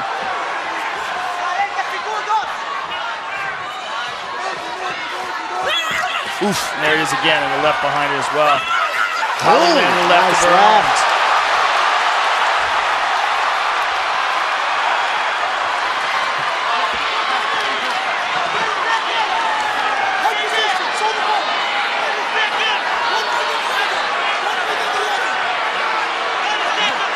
Not much time.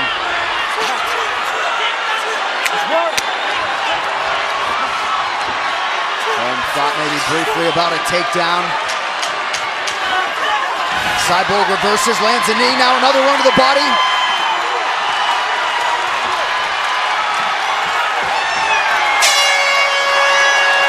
Great UFC featherweight championship fight tonight. And of course a mutual show of respect. Chris Cyborg and Holly Holm go the distance in Las Vegas.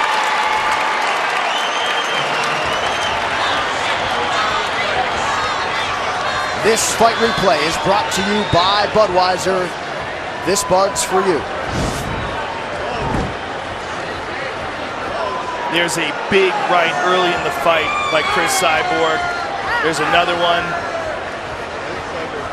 Knee to the body by Cyborg. There's a straight left hand by Holly Holm. And another one. A big Cyborg right hand. There's no question about it. Holly got shots in, but Cyborg's were the more powerful, the more frequent, and she had the more dominant performance. And that just looked like somebody who went up a weight class.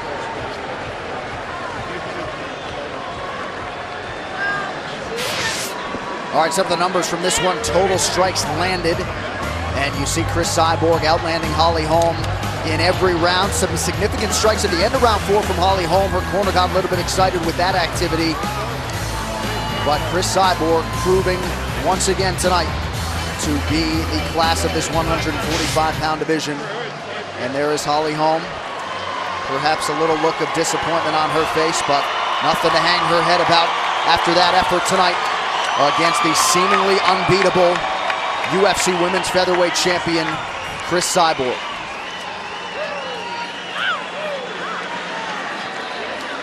And perhaps Chris Cyborg answering some questions tonight and going a hard 25 minutes and looking no worse for wear.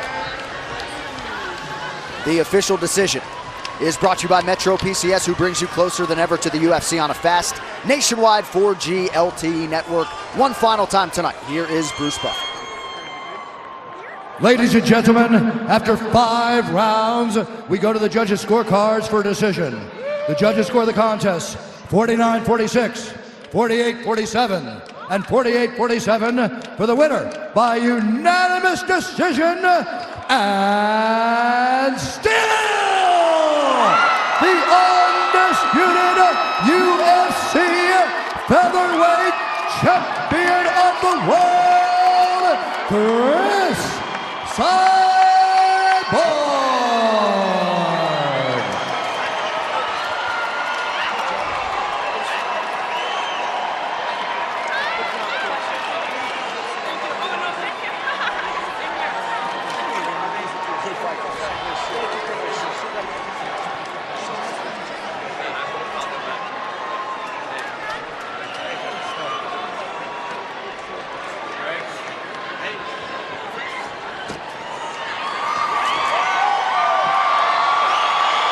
Joe Rogan will soon corral the UFC Women's Featherweight Champion, Chris Cyborg. I'm here with the winner, Chris Cyborg. First of all, Chris, congratulations on defending your featherweight title and being a woman who is one of the most decorated champions that you've ever faced in your career. Give us your thoughts on the fight. And I want to say thank you for Holly Holm. She's an amazing fighter. She did really well here. And I say thank you, God, for the opportunity. You know, he's the first in my life. Thank you guys for coming, show up. In a little bit, I'm going to show more work. You guys are going to love me. This was an excellent fight because you were tested by a real championship caliber fighter. And you showed why you are the women's featherweight champion. It was a dominant performance, but it leaves a question, what's next for you now? You know, I would like to fight somebody 145, maybe Meg Henderson, and I would like to fight Australia, and I have a lot of fans there, and I'm ready for anybody who don't like to put my front. Well, congratulations on defending your title and an excellent performance. Chris Cyborg, ladies and gentlemen. And still the best, Chris Cyborg. That post-fight interview was brought to you by EA Sports UFC 3, powered by Real Player Motion Tech. EA Sports UFC 3 delivers the most authentic UFC experience ever in a video game. Pre-order now on PlayStation 4 and Xbox One. And the right hand was a big story for Cyborg. I mean, Holm was landing her own shots, but Cyborg was just basically waiting for Holly to touch her and then just ripping as hard as she could with hooks and straights. Mixed in the teep kicks, the low kicks, the high kicks. I mean, it was a beautiful stand-up battle by Cyborg and Holm, but Cyborg just mixing up the jabs in there. Very technical. She saw everything that Holly was throwing and was able to just walk her down and land the bigger shots. Dom, I think you said it best. You're looking at a different weight class. You're looking at a 135-pounder, a natural 135-pounder fighting a bigger, stronger woman. And it's really telling. I mean, this is a new weight class. And when you have a great champion like Cyborg, oftentimes what happens is the level of the competition eventually rises, just like it did with Anderson Silva in the 185-pound weight class. At one point in time, there was no one for him. And then slowly but surely, the challengers came out. With her, the only one that she has to talk about is Megan Anderson, who's never even fought in the UFC. It's really fascinating. Well, less than 5 fighters signed in this division, and Holly Holm, of course, in defeat, as beloved as any fighter, man or woman on this roster. Tonight, though, belongs to Chris Cyborg, as she is the final winner to close out what has been a huge 2017 for the UFC. UFC 219, Cyborg versus Holm, has been brought to you by Grunt Style. This will defend. By Metro PCS, who brings you closer than ever to the UFC on a fast nationwide 4G LTE network. By your neighborhood 7-Eleven. Get a UFC branded Big Gulp for a chance to instantly win prizes. And by Harley Davidson. See your dealer today and learn to ride like some of your favorite UFC fighters with Harley Davidson Riding Academy. Live your legend. He has tied the record for successful heavyweight title defenses. It makes you wonder, who's next for him? Oh, that's it! Francis Ngannou! Wow! We might be staring at a future UFC heavyweight champion. He's the scariest man on the planet Earth, and now we're really gonna find out whether or not Stipe Miocic can fight off this storm. You got no place to hide, and you're running 'cause I'm coming, gonna eat you alive. The chase has just begun. Now is my time.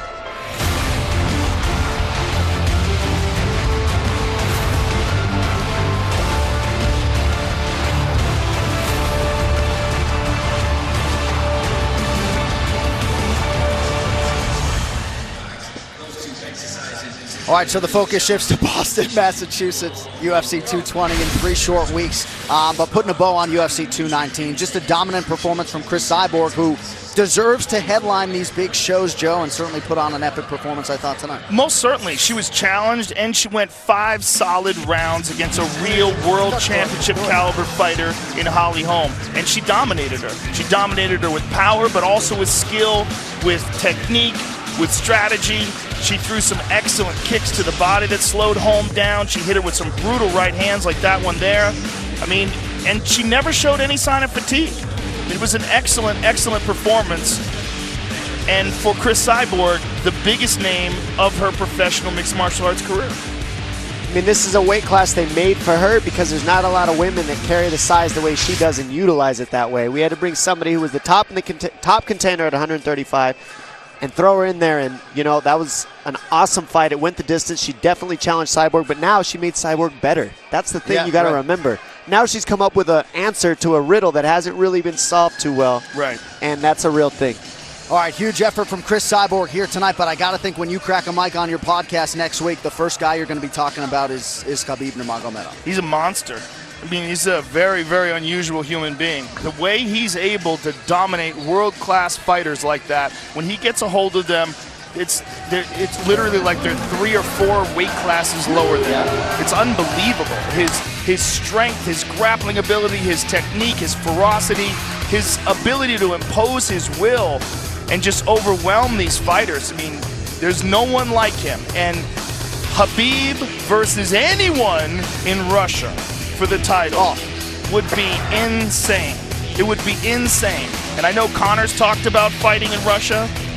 Conor versus Khabib in Russia would be one of the craziest scenes in the history of the world. And it absolutely needs to happen. I mean, it needs to happen. This is a fight that Khabib deserves. He deserves to fight somebody like Conor, and Conor deserves to fight somebody like Khabib because he needs to be challenged in a different way that we haven't seen. We haven't seen anybody be able to grapple Conor the way that we know Khabib is shown to be able to do. We haven't seen a matchup like that. We saw Chad Mendes on 2 weeks' notice, and he took down a Conor, but we didn't see somebody who was prepared for a 5-round battle with somebody like Conor yet. Yeah, but the problem is Tony Ferguson has the interim title. Yeah. Tony Ferguson is next in line. I mean, that's just how interim titles work. So Tony Ferguson, if Conor decides to continue fighting, he's got $100 million in the bank. He might not. Right. If he decides to continue fighting, he's really supposed to face Tony Ferguson. Right. And that's a fight UFC's been trying to put together for 2 years. So, and if they can't, Tony Ferguson versus Khabib in Russia is pretty goddamn bananas. Compelling. Yeah, one of the biggest sporting events. I'm not mad at that. I'm not mad at that at all. You know, Tony Ferguson is the man. It's just, if we're gonna, why even talk about Conor if he's got $100 million and he might not come back? Let's just talk about Tony, the interim title, then. Well, because he hasn't retired yet, and if he does come back, it'll be epic. So we can talk about it. You gotta talk about it. These are the possibilities, right? It's Conor versus Tony, or Conor gets stripped. Tony versus Khabib. All right, Joe Rogan, Dominic Cruz, pleasure's all on this side of the table. Happy New Year, boys. Happy New Year. You too. Either way, we win, though, if either of those fights happen. Listen, any of those fights are going to be amazing. All right, big night tonight for the MMA leader in Las Vegas, Nevada to close out the year. The executive producers of the Ultimate Fighting Championship, UFC President Dana White, Ari Emanuel, and Patrick Weitzel. Our Executive VP of Operations and Production is Craig Borsari. Our coordinating producer is Zach Candido. Tonight's show has been produced by the venerable Bruce Connell and directed by Anthony Pasquale Giordano. So many huge results tonight. Carla Esparza with a massive win to bounce Cynthia Calvillo from the ranks of the unbeaten. Mike Tyson was in the building. Mark Chikasi and Dan Hooker went at it. Another finish for the hangman Dan Hooker, who then campaigned for a shot on the Perth card in February. We shall see if he gets it. So after the win from Dan Hooker, Khabib Nurmagomedov made his return with much fanfare against that man Edson Barboza. And despite all the gameness in the world from Barboza, Nurmagomedov once again proven to be too much. 25 up, 0 down for the Dagestani Khabib Nurmagomedov. And then Holly Holm and Chris Cyborg went the 25-minute distance. In the end, though, Chris Cyborg remains the UFC featherweight queen. It is going to take a huge effort to dethrone her at 145 pounds. All right, with that, for Joe Rogan, Dominic Cruz, and our fine crew, John Anik saying so long from Vegas. Happy New Year. We will talk to you in 2018 from Boston, Massachusetts. Good night.